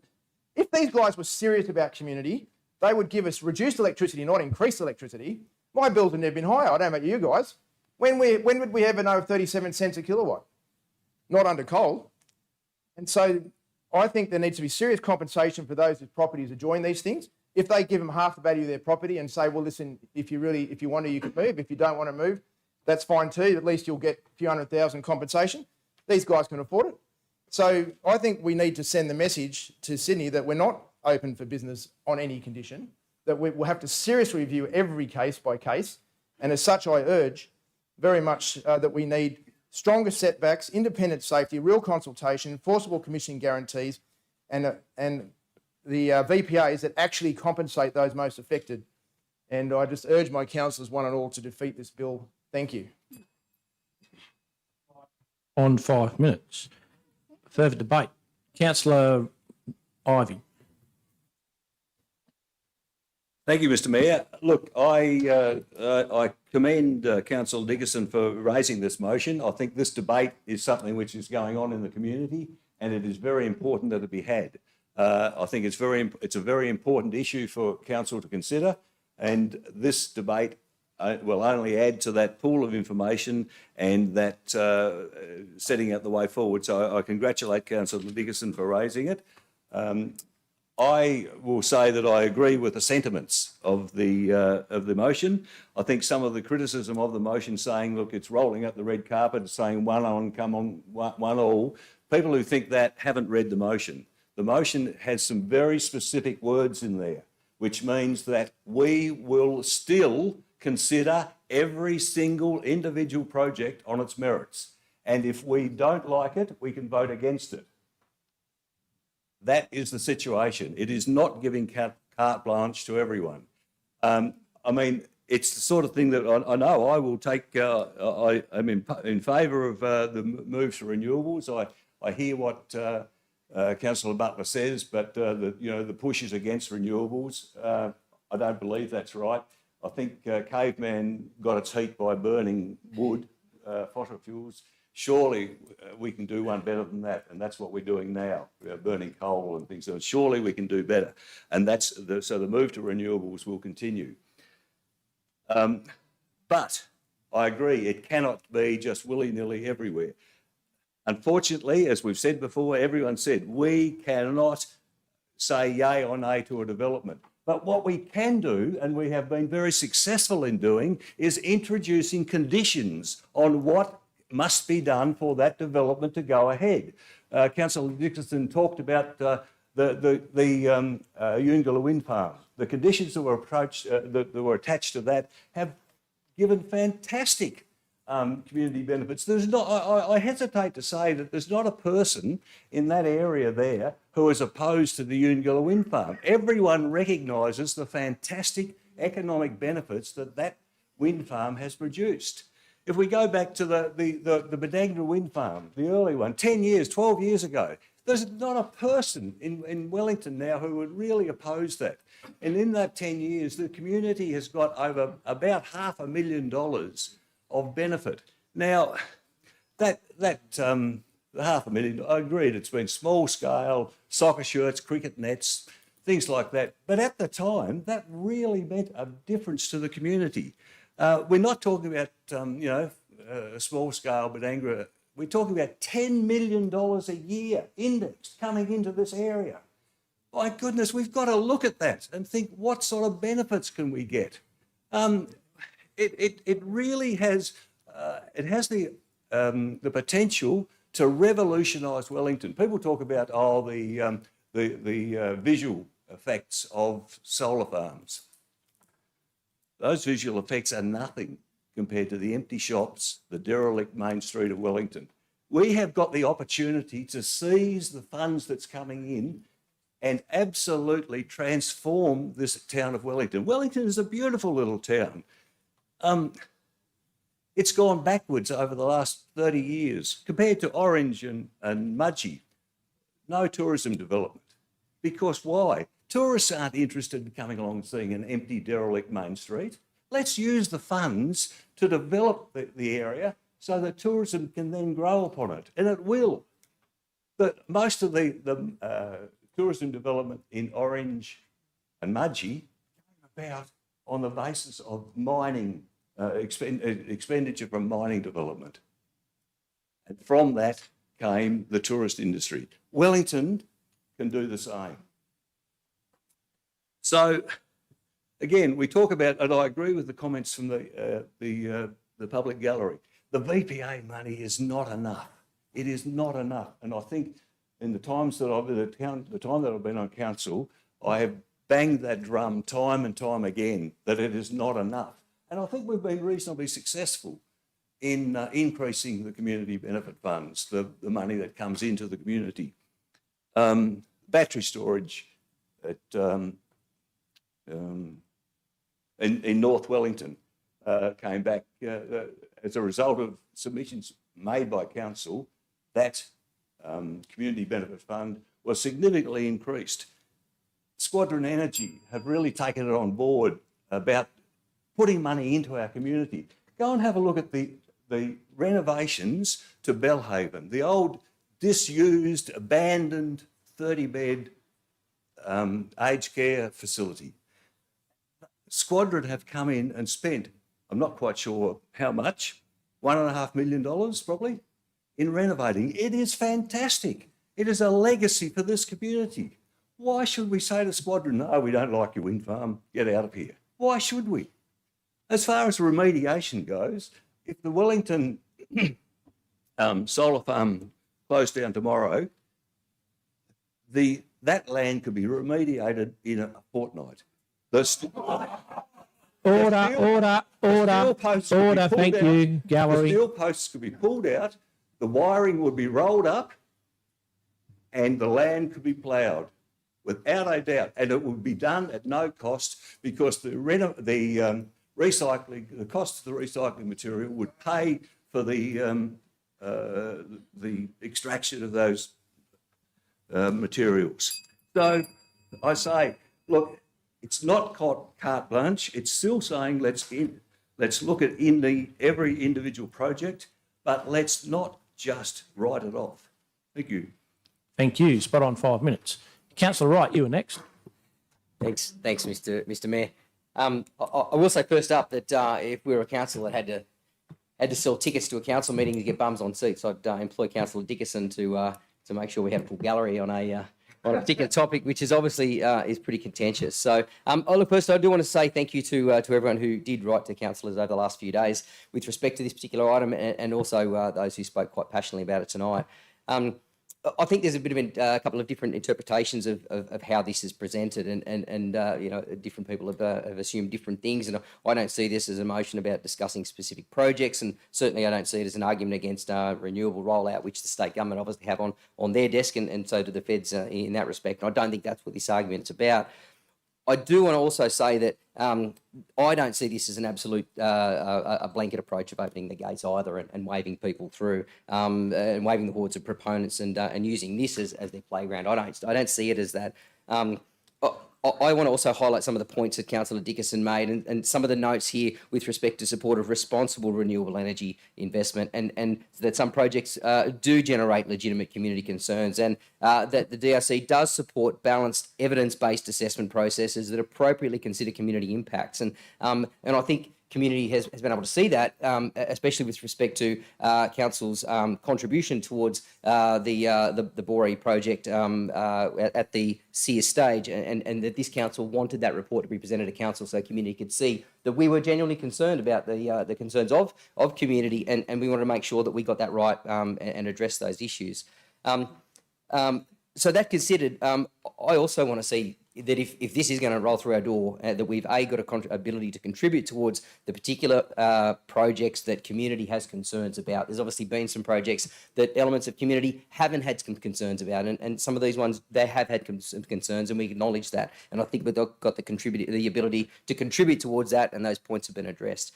But I do want to maximise those opportunities when they come through. And I'm not going to repeat all the figures. I'm sure Councillor Dickerson might rattle them off again in a minute, and so did Councillor Ivey. So on the basis of that, I think the motion is balanced enough that we can still address the concerns of community for those specific projects where there are issues, but also at the same time say that, okay, if these things are going to roll out, you need to come across the desk of DRC and negotiate with DRC to maximise the returns for our community. So on that basis, I view it a bit differently to some of my fellow councillors, and also maybe to some of the members of the community, but I will support it on that basis with that balanced approach. I will, though, just end by saying that Councillor Shibley's brought up quite an important point in his motion that he sort of, hasn't foreshadowed, but his amendment.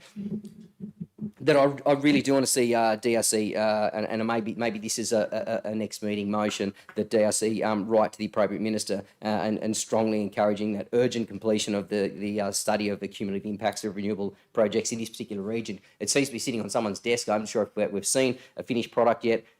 There are a lot of projects that will continue to roll through here and flood this location, and I really want to see that. So maybe that's a motion we'll see come before next meeting of council. So thank you. Thank you. I'll just quickly say something then.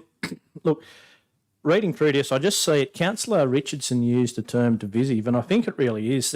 I simply see no need for this, given that point one, I do agree with point one, acknowledge that council is not the consent authority, blah, blah, blah, resting with the New South Wales government. I've got no problem at all supporting that point, but the rest of it, point two, reaffirm council's support for responsible renewable energy. There's no definition of responsible. That's going to mean something different to everyone in this room and probably across the local government area, I'd say. It says that while some projects may generate legitimate community concerns, there's no definition of legitimate in point two whatsoever. It's like they're very subjective. It then goes on, it mentions about local employment opportunities.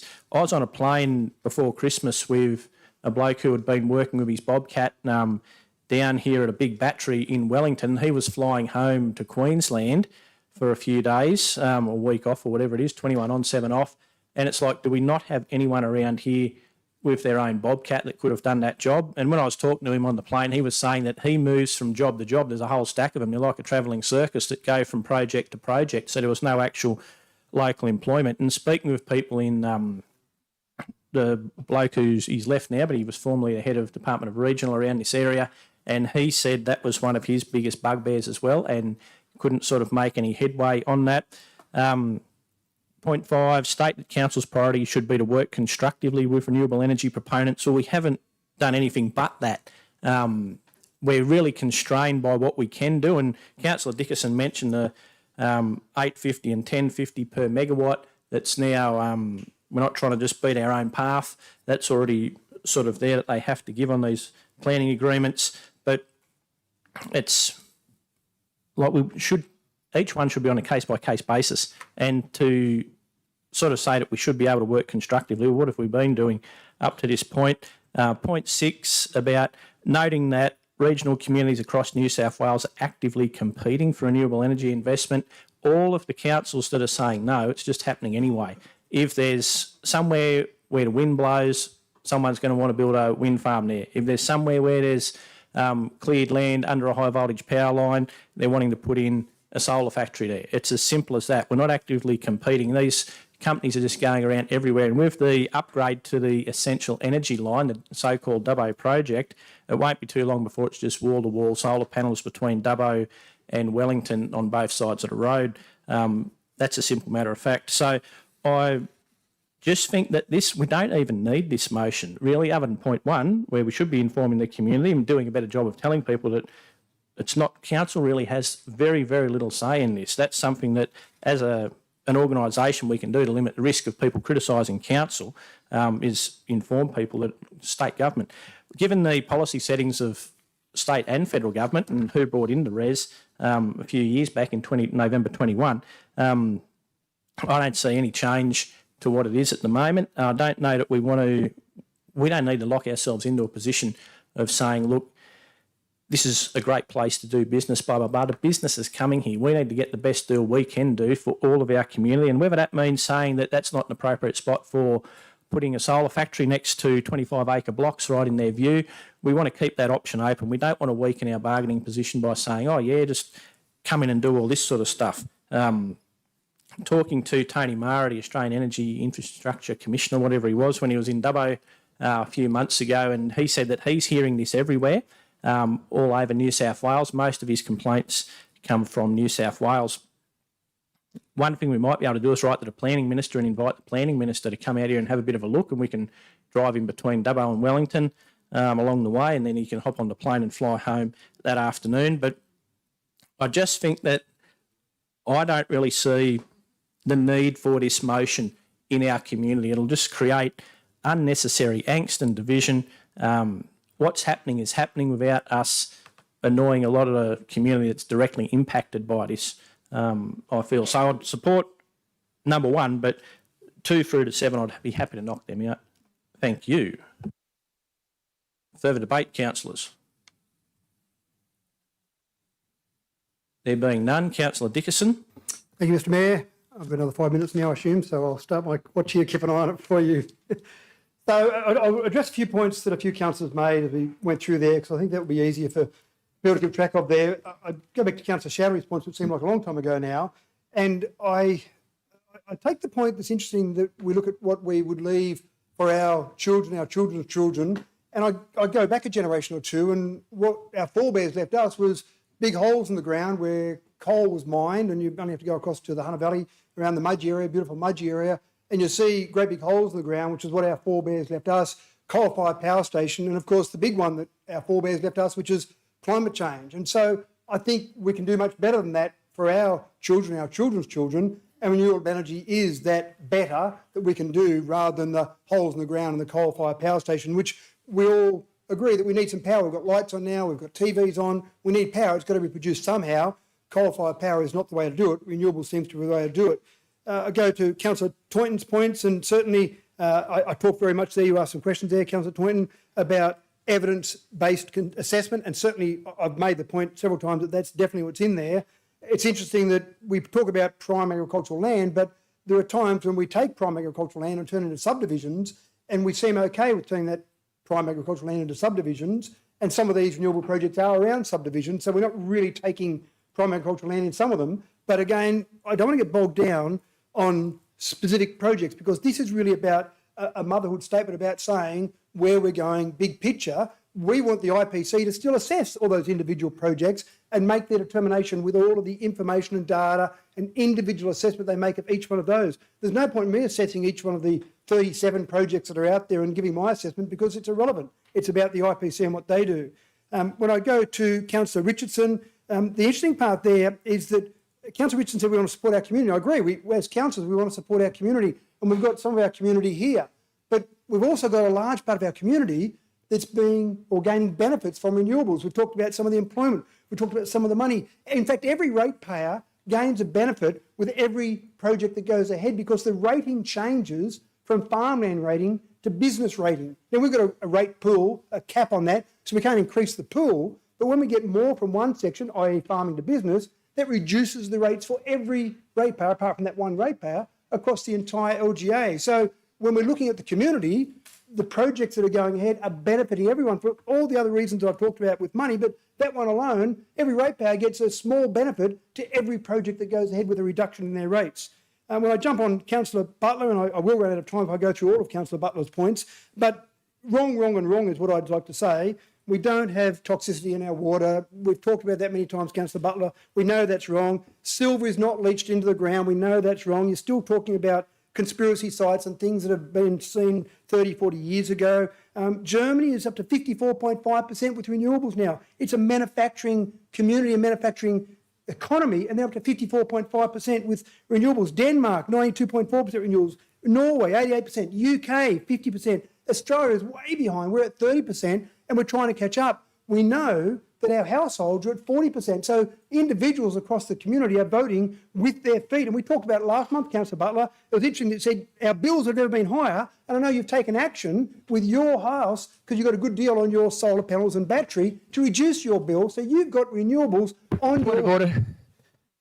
Point of order, Councillor Butler. I just think that bringing personal in business into Which the meeting. point? You've got to say the actual point solar of the... panels. Yeah, but no, I mean the point from the code of meeting practice. Oh, okay. Could I have an adjournment to look it up? Okay. I'd just say then it's creating a hostile environment. Righto, thank you. Okay. Councillor Dickerson, I don't uphold the point of order. There was no actual point given. Councillor Dickerson, please continue. Thank you. So, look, I apologise if it is offensive to you, Councillor Butler, that you've got renewables, battery and solar on your place. I apologise for that. And a further point of order, Councillor, but turn your mic on. You're all right. Can we ask Mr. Dickerson just to move on with his arguments, please, and not keep returning to that point? We need an actual point from the code of meeting practice, but thank you. Well, okay. Well, Councillor Dickerson, please continue with that before I have to pull something out of the code of meeting practice here. Thank you. So I was going to the point that Councillor Butler made that his bills have never been higher. So I was making the comment along those lines as a point of going back with those. So renewable deployment over the next 5 years is estimated to exceed the renewables across the world over the last 4 decades. So the world is moving this way. If we want to stay behind the world, we will miss out in a whole range of different ways. I agree with Councillor Ivey, there's not enough from our VPAs. I think everyone is going on that same path. The people in the room will all agree that.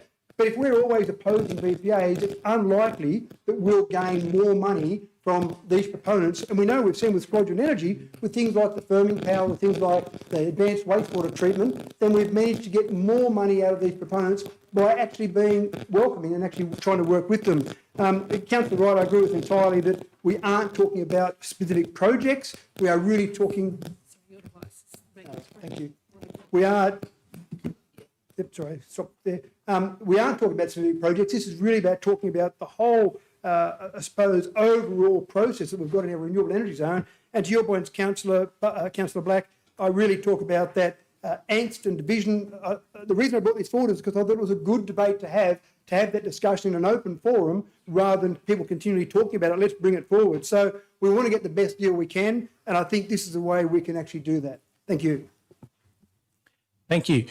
Now, councillors, before we vote on this, just the governance staff have been very, very busy looking through the new code of meeting practice to do with foreshadowed motions and things like that. And the advice is that if this motion is lost, then there's no motion, and Councillor Chowdhury's wouldn't automatically come up next, would be able to bring it next month. So that's under the new code of meeting practice here. So.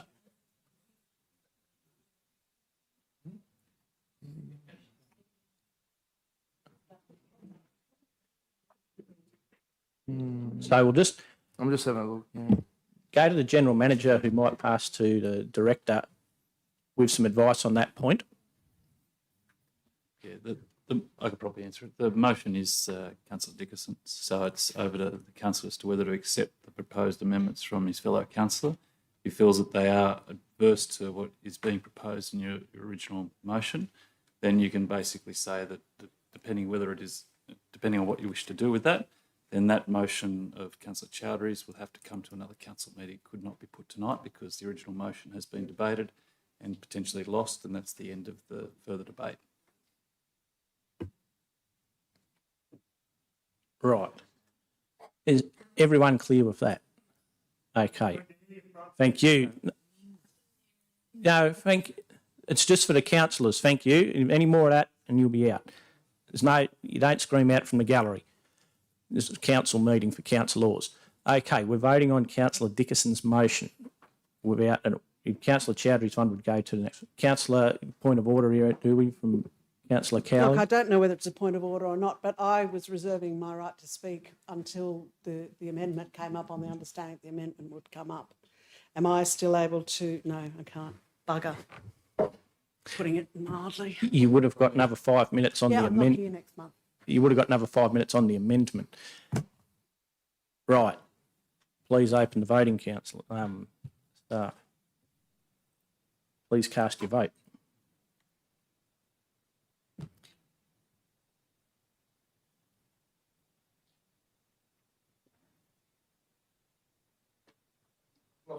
Sorry. Just refresh it, please.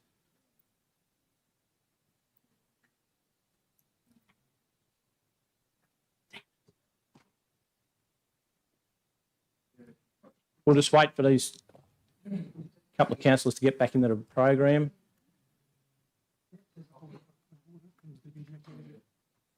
Yeah, I should have just spoken to it.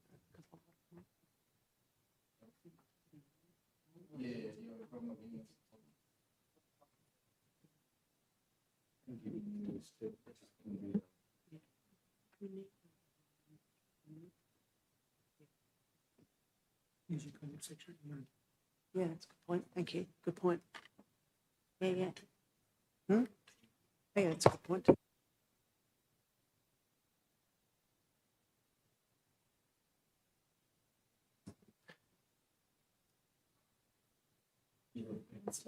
Right, Councillor Butler, we'll do a show of hands for you.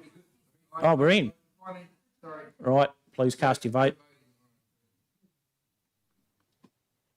Okay, that's lost 3 votes to 6. Next item on the agenda is, we're up to reports from staff. 9.1, Renewable Energy Projects Update, May 2026. Do I have a councillor to move that, please? Councillor Wright was moving his hands, seconded by Councillor Ivey. Councillor Wright, would you like to speak to that at all? Signalling across the room, Mr. Mayor. But disappointed I've not been able to hear Councillor Cowley's response over there. Look, no, I do appreciate these reports, and I know we've spoken to this about staff previously to give a bit of a snapshot on where we are up to as a council with negotiations on BPAs. Yeah, it's funny, and I didn't mention in a previous argument earlier with respect to, and I wrote here actually after hearing that comment from Miss Attlee, and I've just written next to her name here, with room to negotiate and a question mark, and I wonder if that's a discussion that this council or group of councillors can have with respect to how much more room we might have to be able to push the envelope with some of these proponents. But certainly the report's great. I do enjoy seeing that when it does come out. It just does give us a great snapshot on where things are at. So thank you. Thank you. Further debate? There being none, please open the voting. Please cast your votes.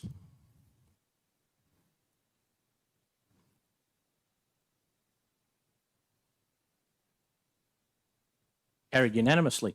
Next item is 9.2, Development Application D2026-094, Boundary Adjustment. Do I have someone to move that, please? Councillor Richardson, seconded by Councillor Toynton. Councillor Richardson, would you like to speak to that? No, thank you, Mr Mayor. Thank you. Any further debate, councillors? Councillor Ivey. Thanks, Mr Mayor. Just a question through you. The existing lot, does it have a building entitlement? And if it doesn't, does the expanded block have a building entitlement? And is that an issue in the consideration of subdivision? To the General Manager. Thank you, Mr Mayor. Through to the Director of Development and Environment.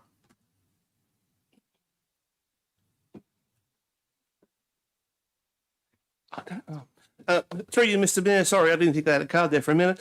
So just in respect of dwelling entitlements, the land zone R5 large lot residential, so that means that each lot would in theory have a dwelling entitlement. Councillor Ivey, that answer that? Thank you. Further debate, councillors? There being none, we'll put that. Please open the voting. Please cast your votes.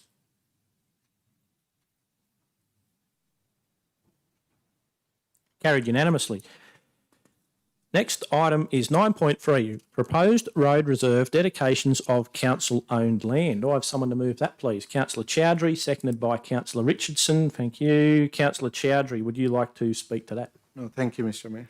Thank you. Any debate, councillors?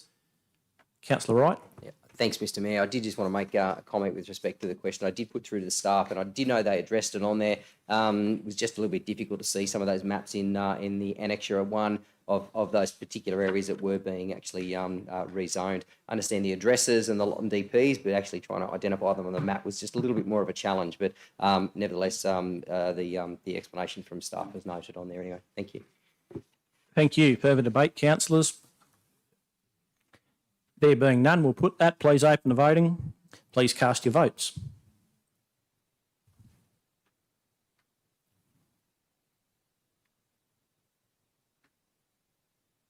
Carried unanimously. The next item is item 9.4, delegation of authority to the General Manager. Here I have an alternative motion which I will move to the wording of 1, that the delegation of authority to the General Manager be adopted. 2, that the Council endorse the power of attorney book number 4850 to the General Manager, Mr Andrew Willsmore, effective immediately. 3, that the power of attorney to the Interim General Manager, Mr Luke Ryan, book number 4845, be revoked effective at 5 p.m. 24 May 2026. Do I have a seconder for that, please? Councillor Toynton. I'll just quickly speak to that. This just continues what has been happening under the Interim General Manager, Mr Ryan, and prior to that with the permanent CEO, Mr Murray Wood, where the power of attorney allows the General Manager to sign off only on resolutions of council. So it's only what council has actually resolved that the General Manager can sign off on.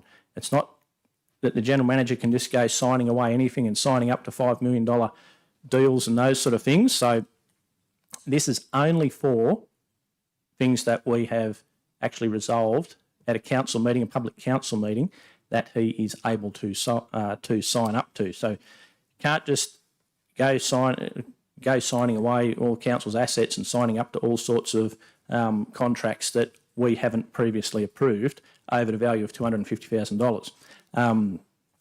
So there's no catastrophising in some perfect storm scenario. There's so many different levels that this goes through to checks and balances of all of the governance staff. And if a General Manager was going to do something dodgy, probably the last way you'd do it would be through the use of power of attorney and getting checked at all those different levels of council. Thank you. Further debate, councillors. Councillor Dickerson. Yeah, thank you, Mr Mayor. I did have an alternative motion, which I mentioned before, but you've obviously jumped in ahead of me and moved that one from the staff reports, which is an interesting process. I've just got one question, Mr Mayor. So just point 2 there, that effective immediately. So as of the 24th of May, so that's Sunday, Mr Luke Ryan had the power of attorney. So from Sunday night till, presumably if this motion goes ahead, now, then there was no power of attorney during that time, presumably, or is there something already in place from a power of attorney as of the time that Mr Ryan wasn't endorsed and for Mr Willsmore to be endorsed tonight, presumably? Was there anything that's been in place in that time frame? Yep, the common seal. Sorry, so there's been no power of attorney in place until we resolve this tonight? That's right. So now into the debate, if that's okay. I'll attempt to defeat this. Well, I'll certainly vote against it. And I have got an alternative motion to put in its place, which won't be a direct negative. Sorry, it will be a direct negative of this, so defeating it will be fine. And essentially that I would change point 2. The council does not endorse the power of attorney for the general manager, Mr. Andrew Willsmore. Nothing personal, Mr. Willsmore, but I believe strongly, and I've said this before, that the common seal is the more appropriate method to go through. If you look at things from a simple perspective, over the last 6 months, we've had a range of issues. We had Mr. Murray Wood having the having the power of attorney as the former CEO of council. When Mr. Wood left and Mr. Ryan took over, we then had to go through a process, a council resolution, and then a process at a cost of approximately $1,100 to appoint Mr. Ryan as the power of attorney. Again, nothing personal to Mr. Ryan, but that was the process. And then when Mr. Ryan was on holidays, there was no one with the power of attorney, so then it reverted back to the common seal. And now we've got to a new general manager, and we've now gone to revoke Mr. Ryan and move over to Mr. Willsmore, and then again another $1,100. It seems like a complicated process to nominate an individual as the power of attorney each time there's a change. And in fact, when Mr. Willsmore, in 3 years' time, when you find you deserve a holiday, Mr. Willsmore, then you might go on holidays, and then there'll be someone else who then won't have the power of attorney. There'll be an acting general manager who will then revert back to the common seal. So there's a few things that I prefer about the common seal. One is it's complicated with the power of attorney. I've just gone through a process over the last 6 months which makes it complicated. So why go through all of that complication for the ability for one person to sign off? The second thing that I prefer about the common seal is it's, in my mind, preferable that the mayor of the day signs off on documents that have already been through a council meeting. Why leave that to just the general manager? I actually like the idea that whoever the mayor of the day is, the documents that need to be executed under common seal, they get signed off by the general manager and get signed off by the mayor. It doesn't seem that complicated. And I like the idea that the mayor is signing off on those documents. He's having a quick look over it. The general manager is only doing what council has resolved in the first place, but then the mayor just has a quick look over it as well, signs off, everything's fine. If Mr. Willsmore goes on holidays and Mr. Ryan or Ms. Bathwaite or anyone else is the acting GM, the process doesn't change. It's still the common seal of council. Everything stays the same because it's about the position. The acting GM, as we know, has the same delegations as the general manager. Therefore, the process remains exactly the same. So I'll vote against this. I'd encourage my fellow councillors to vote against it. And then if we defeat that, I'll put forward one that says we just use the common seal, or as I said, not have the existing one in place. Thank you, councillors. Thank you. Further debate, councillors. Councillor Richardson.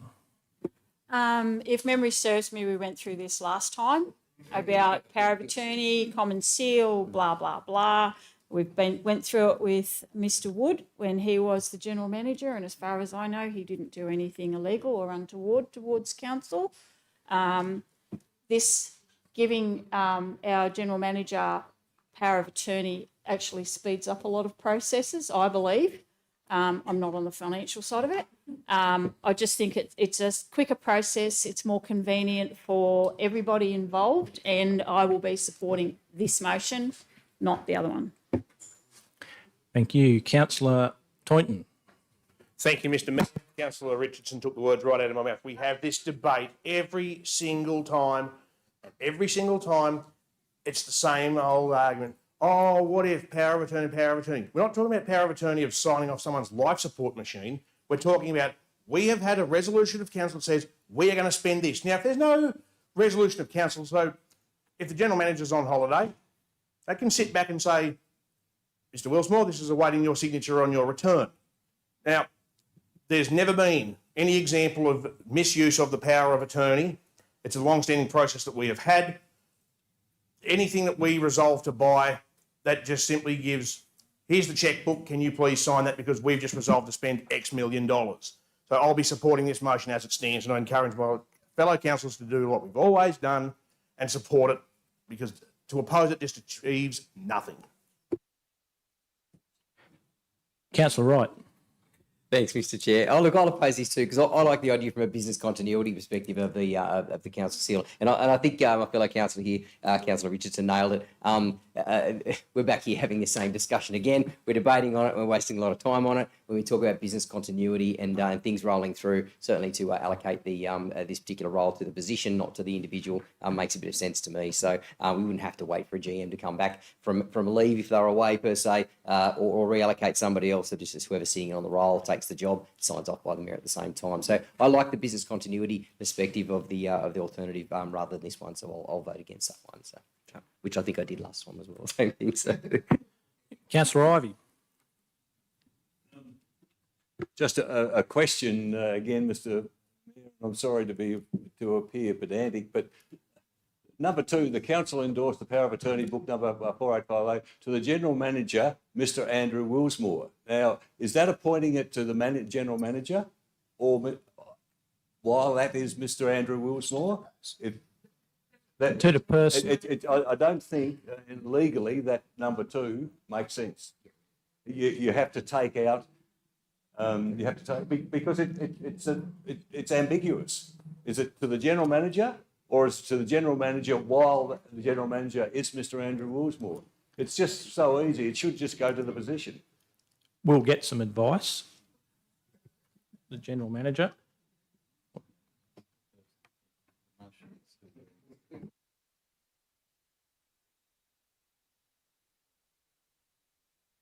Send it to Abby. So the general manager, who's going to pass it to? Thank you. I'll pass this to the manager governance. Thank you. Through the chair, I confirm that the power of attorney is to one single person. So the documentation that's been prepared is to Mr. Andrew Willsmore has his personal home address on it. It is one person. He is in the role of the general manager. So it's for formality reason, but it is to Andrew Willsmore.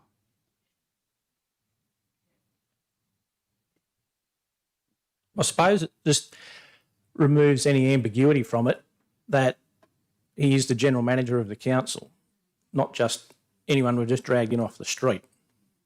But it's to Mr. Andrew Willsmore, Esquire. Can I try and add something, Mr. Mayor? Possibly if you said to Mr. Andrew Millsmore while he is general manager, so he leaves tomorrow, he doesn't start coming around and signing things. Only could sign things that we had resolved at council. Would we need that?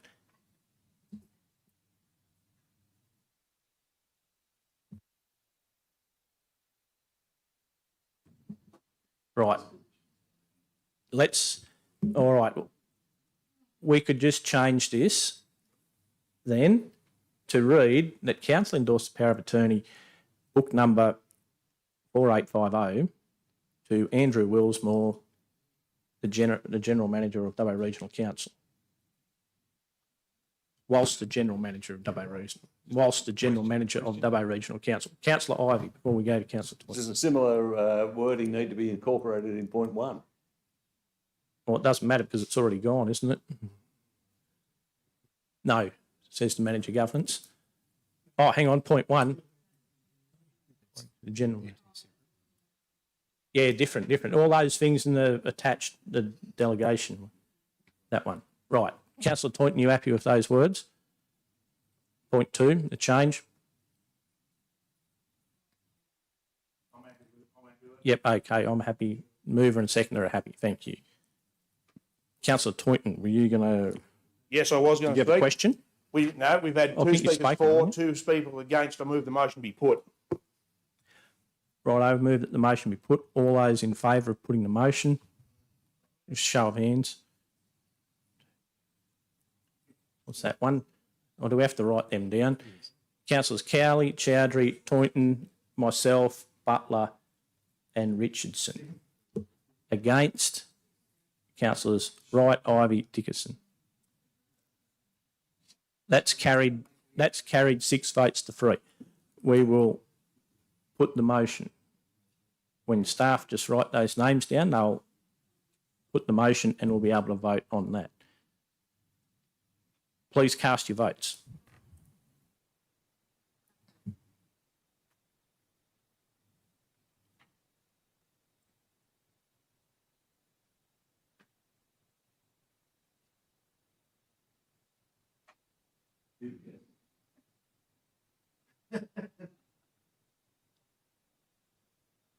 Carried 7 votes too.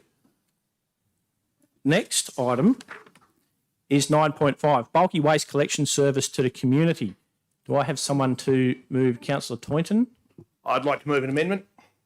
an alternative motion? Sorry, alternative motion. Sorry. Yep. 1, that the report of the manager resource recovery and efficiency be noted. 2, option 2, revert to an annual bulky waste collection service and continue the bookable service in the 2026-2027 financial year. 3, that council undertake a targeted engagement program with the community to further explain how to make a bookable bulky waste collection booking and provide further guidance on council's website on the service. 4, that council investigate resident tipping vouchers and the bookable bulky waste collection service being exchangeable, i.e. to have 2 bookable bulky waste collection services or 2 resident tipping vouchers.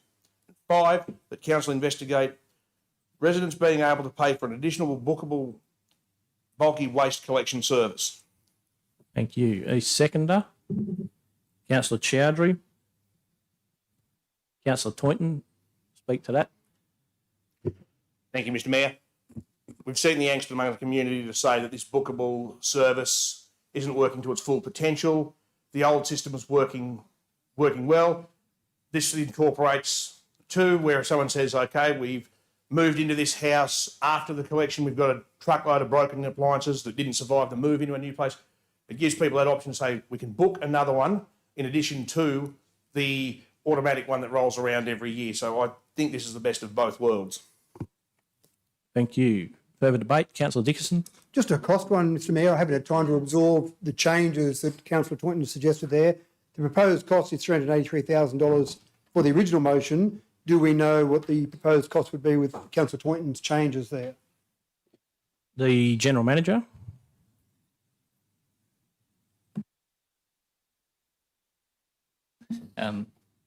Thank you, Mr. Mayor. Through to the manager, through the Director of Finance.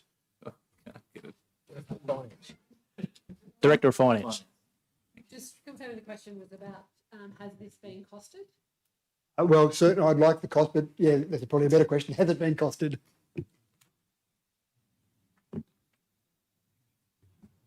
Mr. James. Through to the Director Planning. Through you, Mr. Mayor, thanks for the question, Councillor Dickinson. In the report, basically, the second finance table, just let me make sure this is the second finance table. Yes, so the second finance table in the report basically represents the old service, so to speak, so the annualised service as well. Sorry, so again, I'm just trying to absorb this, seeing this for the first time now, the motion from Councillor Taunton. So in the paper that says proposed cost $383,000, presumably that's for the recommendation in the papers. Councillor Taunton's there without having time to actually read that and see what changes he's got from there. I wanted to know if the cost of that Councillor Taunton's put forward, as opposed to we know the cost of this in the business papers. So that's $383,000. Do we know what the cost of that is? To the General Manager. Through to the Director for Development and Environment.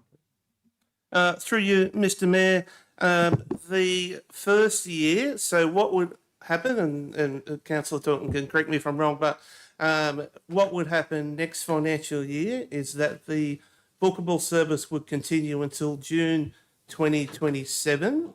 Then what would happen in June 2027 is that it would revert back to the annual collection window time, and obviously, correct me if I'm wrong, please, there as well. So basically, next financial year would have the cost of the 353,355, and then it would revert after that to the higher cost. So just to be clear there, so we go to table 1 for the next financial year, and then we go to table 2 for the financial year after, when it goes to that collection window, so the old system, so to speak, as well. Further, Councillor Dixon. I'm just trying to get to the tables and have a read there and see if I can absorb that. So go to other councillors, I might come back. Page 9 of 11. Councillor Chowdhury, did you have your hand up? Yeah, just a quick question. So does that mean through this alternative motion, we are supporting 2 tip for like one is like a bookable and one is the old way? So it's that the next financial year, we can't get a slot for an annual bulky waste curbside collection. So continue with the bookable service that we've got at the moment until we can get a slot with the contractor for back to the old annual bulky waste collection service. Otherwise, it'd be a whole year without any collection at all. Can I talk? Yep.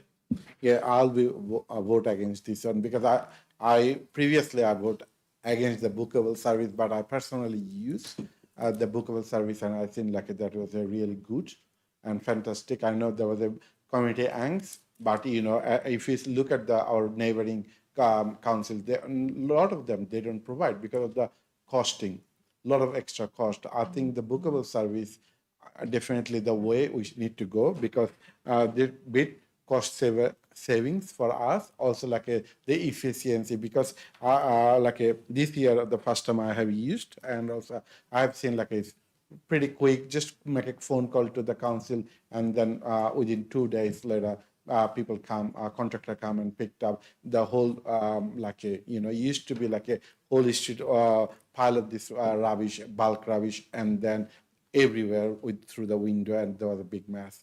So I'll vote against this one. Thank you. Thank you. Councillor Toynton, a question? No, just to clarify the motion to Councillor Chowdhury, this isn't getting rid of the bookable service at all. This is saying that it can run in addition to that. So if you Right, chuck well, something that'd out of- have to be a question that... No. Right, thank you. Yeah, right. Councillor Cowley. Could I ask the question, is this saying that we will have the bookable service in addition to the bulky collection? So- No. So this is for the 2026-2027 financial year before reverting to the annual bulky waste collection after that, because there's no slot with the contractor next financial year until June, July or August for annual bulky waste curbside collection. So there would be no collection at all. So this would keep the service going for the next financial year before we go to the annual one, when we can get a slot with the contractor for the annual curbside pickup. Just check if that's correct, the General Manager. Yes, that's correct in how the motion's being interpreted, is that we will remove the bookable service in the 27-28 year, and from this year forward we'll retain the annual bulky service, and that'll be the only thing going forward into the forward financial years. Councillor Cowley. Further? Do I look confused? Okay, that's probably because I am. Could somebody just give me in plain English what exactly we're looking at here? Right, to the General Manager.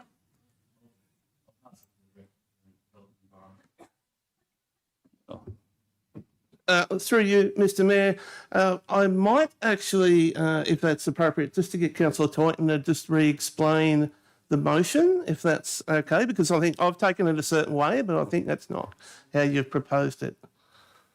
Yep. So with the way this motion is, we've got to finish out the 26-27 year with the bookable service because that's what's already set in motion. We can't get the guys to come around and do a bulky one. We've missed that. That ship has sailed. They've got no bookings for that. So what this motion is to continue that way, but in the next financial year, we have the option to say we go back to the bookable, the bulky waste pickup as it used to be. But point 5 clarifies that the residents still have that option to book a service. It'll just be at their cost. So if they have any additional rubbish, or they've moved into a house or moved out of a house outside that window of a bulky collection, they can still ring up and say, hey, you know what, guys, I have a Hyundai Getz, but I've got an 8x5 trailer load of garbage I need to get rid of. Can you guys come and get it? And we as a council say, no worries, it'll cost you X, Y and Z, and they'll come and pick it up, haul it off to the tip. Right, Councillor Ivey. Thanks for that, Councillor Toynton, but I think that just is going to add to the confusion. We've got a process here where the contract goes through to 2028.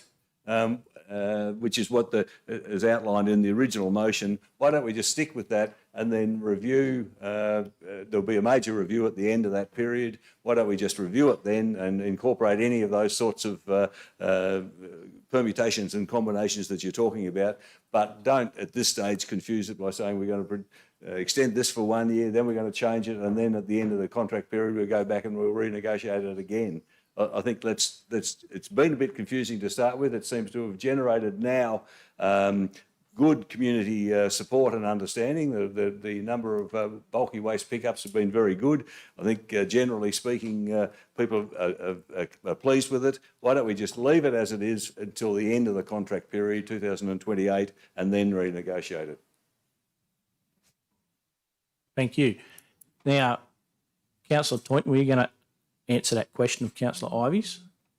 So that, Councillor Ivy, is exactly what we are doing. We're letting the contract run out we're letting it play its course where we have the bulky pickup as a booked service until such time as that allows us to catch up and offer the community the bulky pickup as it used to be. But the trade-off to that is, so it's only reverting back to how it used to be after this contract expires and we pick up our spot back in the line. So we can have our contractors go around and do the bulky cleanup. But we still have that option. So after this contract plays out, so the current booked service that's a contract that's got to run its term until the next period where we can say to our contractors, go around and do the bulky rubbish collection that they used to do with their trucks. So when that's in play, we've got that as back to the old, put it out in your curb between this time and this time, and we'll go around and do one pass of the street and get it. But it's also affording residents the option of a bookable service, but it's at their cost. We're not running two different services and saying, oh, we're going to have the booked and the bulky collection.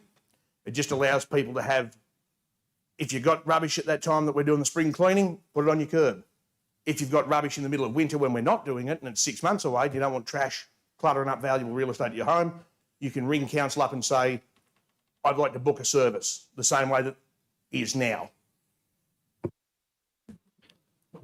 Councillor Ivy. Just a follow-up question. I'm sorry, I'm with Councillor Cowley. I don't fully understand, because what you just said, Councillor Toynton, point 2 says that it'll continue the bookable service in the 26-27 year. Do you mean and also in the 27-28 year? No. So it is changing. This would be, it'd be changing. So it'd be, we can't, as the report says, for everyone who's read the report, we can't get a slot for a bulky waste pickup in the next financial year. So we would continue with the book-in service until we can get a slot for the bulk waste service, the annual bulky waste after this financial year. That's how it reads to me. Councillor Ivy. Well, yes, just a question, and perhaps that's as it reads to me too. And so my comments earlier about not confusing the matter, just continue it as it is through to 27-28 and then renegotiate it, because to do it earlier and include the option for people to be able to do one or the other, I think it's just going to confuse the community. We've got a system that's working pretty well. It'll be reviewed. We've got a process for it to be reviewed at 27-28. Let's just stick with that, which is what I think the original, as I interpret the report and the original recommendation to cover. Thank you. Councillor Dickerson's been waiting in line. Thank you. So it is a question. I haven't started to debate the topic yet, Mr. Mayor. So if this is defeated, because it sounds like there's a bit of a mood around the room that it may well be defeated, then the original motion would obviously, I assume that councillors would want to go ahead with that, but there might be a bit of a problem with that because, for example, point 3, if we defeat that and then we move the original one, we're moving a motion that's basically the same as one that we've just defeated. So can you, this is the question, can you give a path forward for the councillors who might want to vote against this as to how they would go forward with the correct outcome if they want to achieve going back to the original motion? It'd be to move an amendment to point 2. Everything's the same as per the papers except for point 2. So I've asked you the question. I was going to let you talk to your government staff about that. I've got my ideas, but I would suggest you just ask the governance staff how you can deliver that. To the General Manager. Through to the Manager of Governance. Councillors might like to move an amendment to point 2.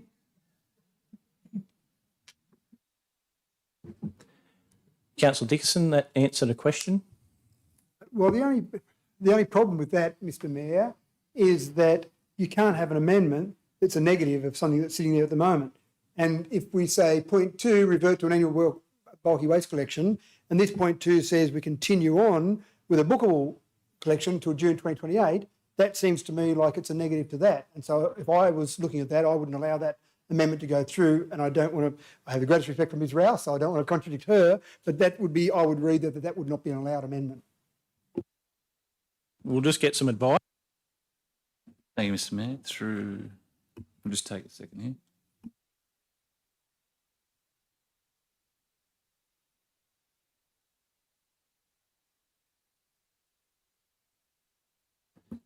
It's probably a ruling for the chair to make on this one, in that it is fairly close, in that it's still sticking to the overall intent of the motion, so the amendment could potentially be allowable, but it could also be read the opposite way. So it's really an interpretation of, I guess, what the meeting and the councillors and the mayor would like to do with that. It could go either way, so there's no real definitive governance advice on this one.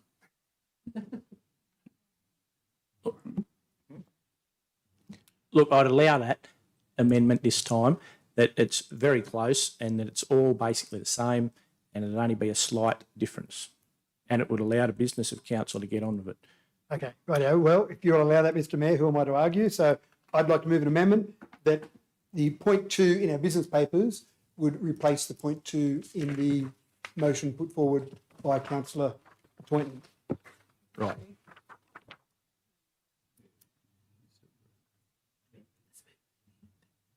So that's Councillor Dickinson. Councillor Toynton, you could just agree to that with the seconder, or we could put it to with Councillor Chowdhury, the seconder. I'm easy if it helps them sleep at night. Righto, Councillor Chowdhury. Yeah. All right. Okay, so that would change point 2 then to back to the original point 2. The council extend the bookable bulky waste collection service until June 28 for areas that receive a 2-bin and 3-bin service, which would be to the end of the current 10-year contract with J.R. Richards.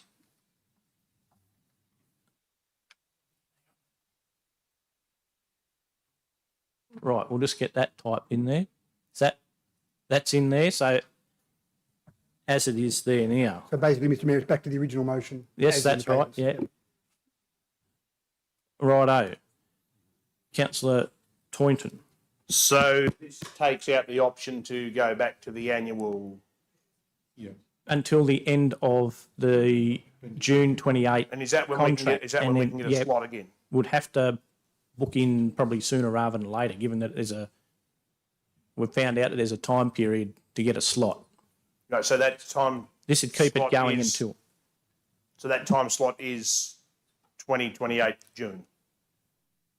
If we go, the general manager might be able to throw to the director to explain a couple of things here.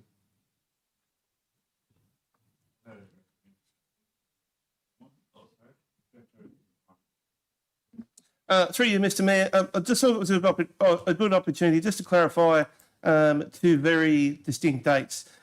In terms of availability with J.R. Richards, our contractor, to potentially revert back to the collection window, the old system, they have informed us that June 2027 would be the earliest time that we could do that. Now, the other date when the 10-year waste contract concludes is the 30th of June 2028. So I just wanted to put that on the record so we're all clear. 2 very distinct dates. Thank you. Councillor Chowdhury. Can you say again? Pardon? Can the director repeat again, please? Just repeat that again. General manager to the director. Through you, Mr. Mayor, 2 very distinctive dates. June 2027 is the first availability that we could have with JR Richards, our contractor, to go back to the old system if council resolved in that way. Also, June 2028, 30th of June 2028, is when our 10-year waste contract concludes with JR Richards. So 2 Junes, 2 separate years. I just wanted to be very clear. Councillor Chowdhury, that clear that up, righto. Further debate, councillors? Councillor Dickinson? So now I can enter the debate, and here we'll go back to the original one. So to me, I think the crucial part of this is that when we read point 2, since the commencement of the trial, the bulky waste collection service has delivered a reduction in overall costs while improving service accessibility for the community, and a reduction in costs from $478,000 to $365,000. So we know we're under tight financial pressure. We know that if we don't want to go and put any cost onto our residents in terms of additional rate rises, we know we're going to try and attract as much as we can from outside sources, renewables, etc. But anywhere we can see somewhere we can reduce our costs, that seems like a worthwhile investment to me. And I applaud our staff who brought this trial forward years ago to try something a bit different, and it has taken a bit of time for the community to fully understand it and get up to speed with it. But giving it more time, the initial part, flexibility, reduction in costs, let that continue on. Further debate, councillors. Councillor Wright. Very quick one. 2 things that jumped out for me for this one. It was firstly, we're giving residents time or a bit more time to adjust to this particular way of doing things. We're seeing increased usage, so more people using it and used to booking it. Recovery costs are way less of garbage going into landfill. We do have a finite resource in terms of tip space, so to enable us to be able to pull those items out and hopefully send them into a tip shop that I'm sure Councillor Cowley would love to see kick off at some stage soon. And I actually thought one part of the report that I thought Councillor Taunton would have jumped on was the war on illegally dumped rubbish, because the way this is actually structured does enable council to respond to removing illegally dumped rubbish. And I see there was 400 illegal dumping collections in the period leading up to this report, which I thought was significant. So for those reasons alone, I'd be more than happy to support. Thank you. Thank you. Further debate, councillors? I'll just quickly say something. It's obvious from the biennial survey that one of the things that stood out there was that the community didn't support they weren't happy with the waste management, and most of that'll be down to the actual not having the bulky waste pickup. Most people could easily do the bulky waste pickup just by seeing when people were putting out rubbish and just putting it out, follow your neighbours. So look, to save $150,000 a year, and there is less going into landfill because less people are using the service, quite frankly, and $150,000 a year when you've got a massive budget like WA Regional Council, but you're providing a service to more people, doesn't seem like a great win for me. 150 grand's 150 grand, but there's a bit better service to a lot more ratepayers. So I think if we do this, then we really need to decide, do we want to get a slot for when the contract ends in June 2028 and get on our skates about that, because it's obvious that you can't just get a slot for a bulky waste pickup in a real hurry. I note that in Orange, when I was there in February staying at my sister's for a weekend, that they had their bulky waste pickup on, and the truck went around on the Saturday and it collected all the mixed waste, and it went around on the Sunday and there was collection of the metal waste as well. So that is doable. If Orange can do it, then I'm sure that we can do it. But most people, the people who can use the book-in service are pretty happy with it, but I feel that most of the community would like to just go back to the bulky waste pickup, and it's easy for people. I understand why a bookable service might be really good from numerous points of view, but I just don't feel that it's supported by the community. Thanks. Further debate? There being none, we'll go back to the mover, Councillor Taunton, for a right of reply to anything there. No, thank you, Mr. Mayor. Thank you. We will open the voting, please. Please cast your votes.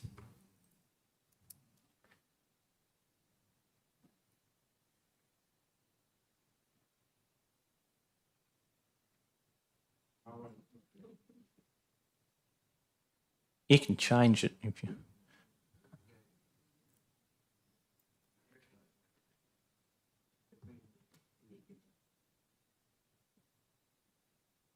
Righto, Motion is adopted 5 votes to 4. The next item on the agenda is questions on notice.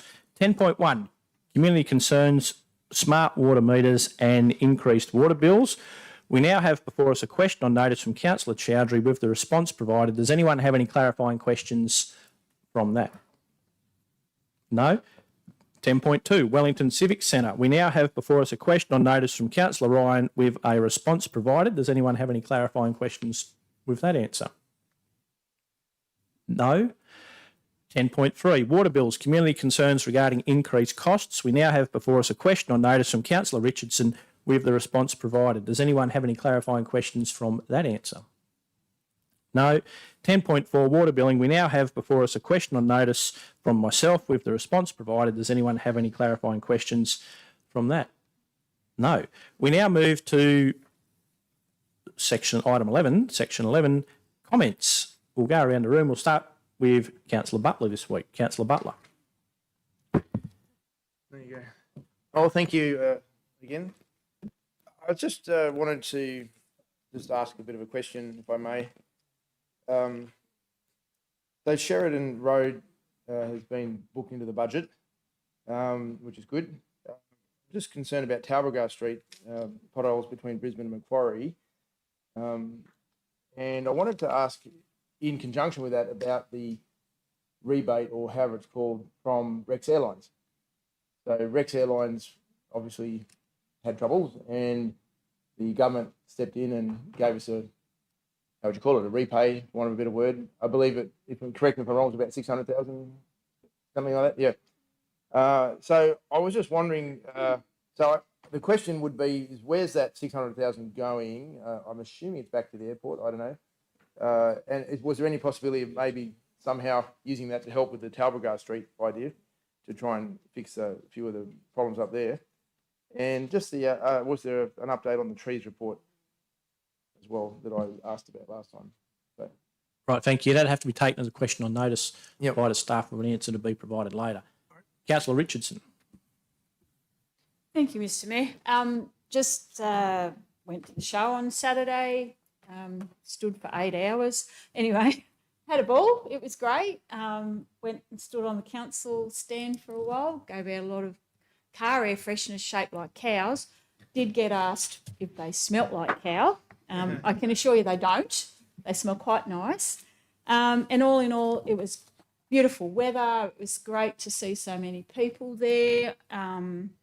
Even though it's a really tight economic climate at the moment for everybody with a pulse, it was great to see people just out about and trying to forget their problems and their issues just for a little while and just have a bit of fun. I really enjoyed it. Thank you. Councillor Wright. No, nothing for me. Thanks, Mr. Mayor, this time. Thank you. Councillor Ivey.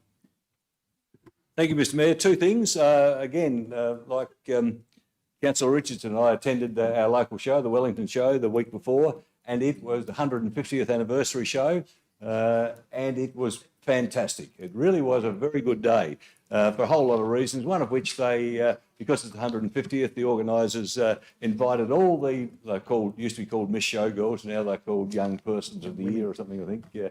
And so they invited everyone that had participated in that back to 1973. The lady who won it, who is now a lady, but who won it at the time, and in 1973 and 74 both attended. And they had, I think there were about 25 or 30 of the previous winners actually attended, and they walked around with their sashes, and it was just a fantastic environment within the show community. It was a really, really good. The other thing, the week before that, I attended the open day at the Wellington Fire Service, the Wellington Fire Brigade. They've got a training centre to the east of Wellington, and it was really fantastic. It's a training centre whereby new inductees into the New South Wales Fire Service will go and do 2 lots of training, 2 lots of fortnight trainings separated by a few months, and they go through basic training to become a fireman. I think they have something like about 8 intakes of those per year, and each one is worth, I gather, around about, they've costed out, it's worth about $32,000 to the community. They stay here for 3 or 4 days. They get a whole lot of other involvement in the community. They use the high temperature simulated gas fires as a training with full gear. It's really well recognised throughout New South Wales as being a first-rate training facility. It's, I think it was started originally by the old GM of the Wellington Shire Council, Tony Kelly, who encouraged the New South Wales Fire Service to establish it there. It brought home to me too how important it is for Wellington to have something like that. And I would hope that on a much bigger scale now is what the React Centre would do. It would actually act as a training area where people would come into the area to be trained in whatever field or to get accreditation in whatever field, would stay in Wellington for the duration of that training, be it overnight or a week or whatever it would be. And it just brought home to me that geographically we're well located, and it is the sort of thing which, if it can just get going and get supported, that it would really be a great economic driver for the community. So hats off to the New South Wales Fire Brigade Service, particularly Mark Moroney at Wellington. He does a fantastic job, and it is a great facility for our town. Thank you. Thank you. Councillor Cowley. Thank you very much, Mr Mayor. Firstly, a big welcome to new GM Andrew Willsmore. Thank you very much for bringing the rain. You've set the bar very high, because we will now look to you to be the rainmaker. So congratulations on your appointment. We're all looking forward to working with you. I also attended the show. I'd like to congratulate all the volunteers who work, I know it's an overused expression, but tirelessly for literally months. And if we were to gather up information on exactly how many hours, man, woman and child hours are put into putting that show on, I think we would all be suitably impressed and more power to them. I was also, unfortunately, thanks to my obviously arthritic grip of meeting procedures, a grasp of meeting procedures, the scrapping of the capacity to foreshadow an amendment, I missed my opportunity to have my 2 Bobsworths on tonight's renewable energy debate. And I missed the opportunity to speak to Councillor Chowdhury's amendment, which didn't come to be. There was a very generous suggestion from Councillor Dickerson that I use this 5 minutes for that 2 Bobsworth, because unlike myself, Councillor Dickerson has an unnervingly encyclopedic grip of meeting procedures. Unfortunately, I won't be here next month. My husband and I are going to be ticking off some new countries, including Germany, where I will be looking very closely at how they generate their energy. So, however, I'm not going to use my time here to share my thoughts. We're all going to get home. So I will instead, perhaps, if the motion does in fact make it to the agenda next month, perhaps seek a friendly colleague to share my thoughts on my behalf, because I was uncomfortable with the motion of Councillor Dickerson's as it stood. But I was also very uncomfortable, although we did, in rejecting it outright, because I think when it comes to encouraging evolving allied industries, those industries that are going to be springing out of the renewable energy zone, again, remembering that we are not the consent authority, I think we need to be still open for business for those allied industries, including the education and training sector, for instance, the REACT Centre, and the burgeoning operations such as the Uriga Indigenous Corporation solar recycling plant.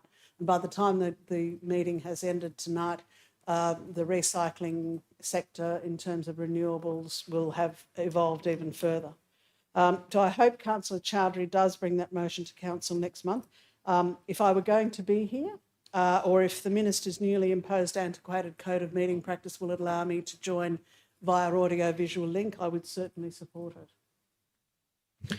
Thank you. Councillor Dickerson. Yeah, thank you, Mr Mayor, and again, my welcome to the new GM. I hope you've enjoyed your first meeting, not quite at the end of it yet, but you've had a nice, good meeting. And look, they're all gone now, but I really like the idea that we had so many residents come along to public forum. One of the things that I have missed about audio-visual transmission of our meetings is back in the old days, we used to have public forums like today where the gallery was full, and so you felt like you were more in touch with what was happening from the community perspective. There are sometimes now where we have a meeting and we only have 1 or 2 people in public forum, like now. I'm sure there are thousands at home watching on a Tuesday night, because that's what people do, is want to watch a council meeting. But it's nice to see people in the gallery, and great to see so many people come along. So fantastic there. A couple of quick things. Homestay, Macquarie Homestay, we've been very involved with it from the very beginning of Macquarie Homestay. They had their long lunch during the week. I saw Councillor Cowley there raising money for Homestay, and that's another great facility that we have around Dubbo. I did see you there, didn't I? Yes. That's right. You looked at me to say you were there, but I'm sure I saw you there. And Parkrun, congratulations to Parkrun, Tim and Miriam and the whole committee there, John Robbins, 500th Parkrun last Saturday.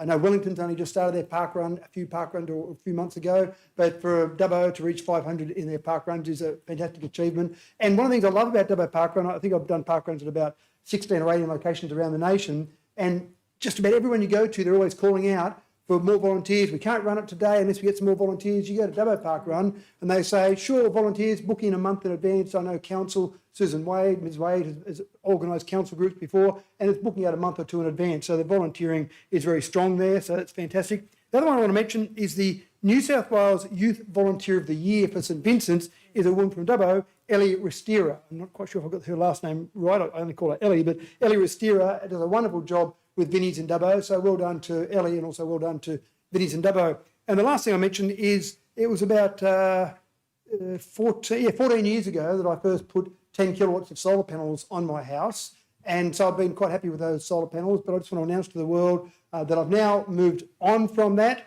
And now I've been waiting for 3-phase in my house, and I've been waiting for a 3-phase battery. So I announce to the world I've now got 43 kilowatts of solar on my house and a 48 kilowatt hour battery. I'm very proud of both of those. Thank you. Councillor Chowdhury. Thank you, Mr. Mayor. First, thank you, Mr. Wilsmore, to join with us, and thank you. And I'm looking forward to work with you, and I hope your leadership will bring a lot of positive impact in our community and in council too. And also, I would like to shout out to Wellington and Dubbo, both show committee and all the volunteers for their hard work, and they're putting up those 2 fantastic events for our region. Also, I've been attending soccer fields for my son is playing at this moment with the team, and I really getting a lot of positive comment from the parents, the way Dubbo Council are looking after our fields. I really shout out to our outdoor team, the director and the whole staff for their outstanding job. Also, 2 of my colleagues, Councillor Wells and Councillor Ryan, not here, so I would like to remind everyone to Sorry Day event is coming on Thursday, 10 to 2 at Dubbo Sports Ground, and I would like to invite community to come and join this Sorry Day. Thank you. Thank you. Councillor Toynton. Oh, thank you. I don't really have much this time around other than to say welcome aboard to our General Manager, Andrew Wilsmore, and I'm hoping that you're finding Dubbo's region a wonderful place to live and work, and I'm hoping that you really find a way of settling in here and enjoying what we have to offer, and we hope that you'll be here for a very long time. Welcome aboard. Thank you. Obviously, a very big welcome to our new General Manager, Andrew Wilsmore, but especially a big thanks to Luke Ryan, who stepped in very ably into the breach and kept the ship steady for 7 months. Was it 7 months? Probably felt like a lot longer. Did a fantastic job, and all the other directors that ably supported Luke in that role. Very exciting times for Dubbo Council. The 2 fantastic shows have been mentioned a number of times, but just like to mention how popular the council stall with the native plant giveaways were, and the ICANN nursery and the Burrendong Arboretum that grew all of those plants. Can't wait to see all of those hopefully planted all around Dubbo and Wellington and growing over the next, however long we've got left. Currently there are 14 people watching the live stream. I don't know how many of them are in this room, but there's still people at home watching away. That's all I've got this week. Thank you. Next is confidential matters. The next items for consideration are deemed to be confidential.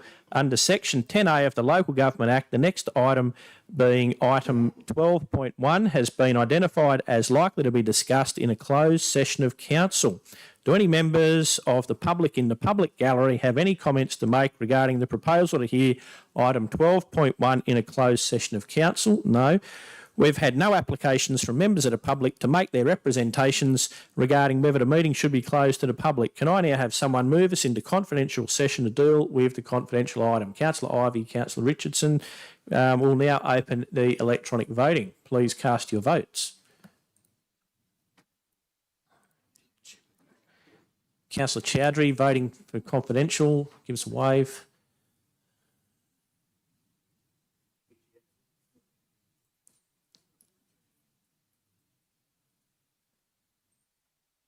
Yes, and Councillor Cowley as well.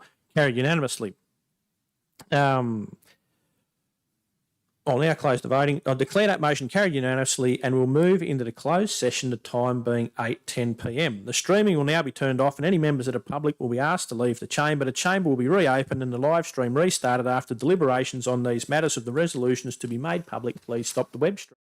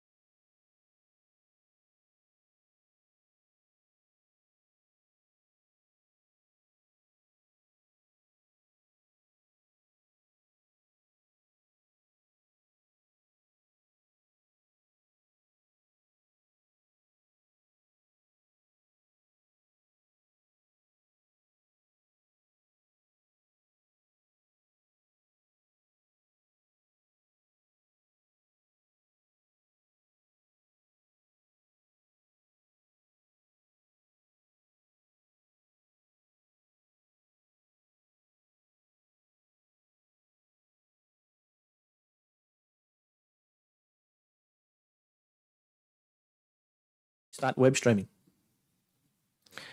The council returned to open session, the time being 8:15 p.m. Welcome back. I now ask the governance officer to play the resolutions from the confidential session.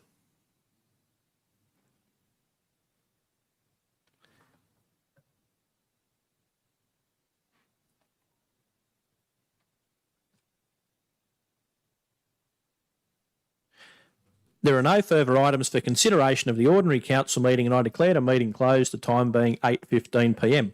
Web streaming is now being completed. Thank you for your attendance. Please stop.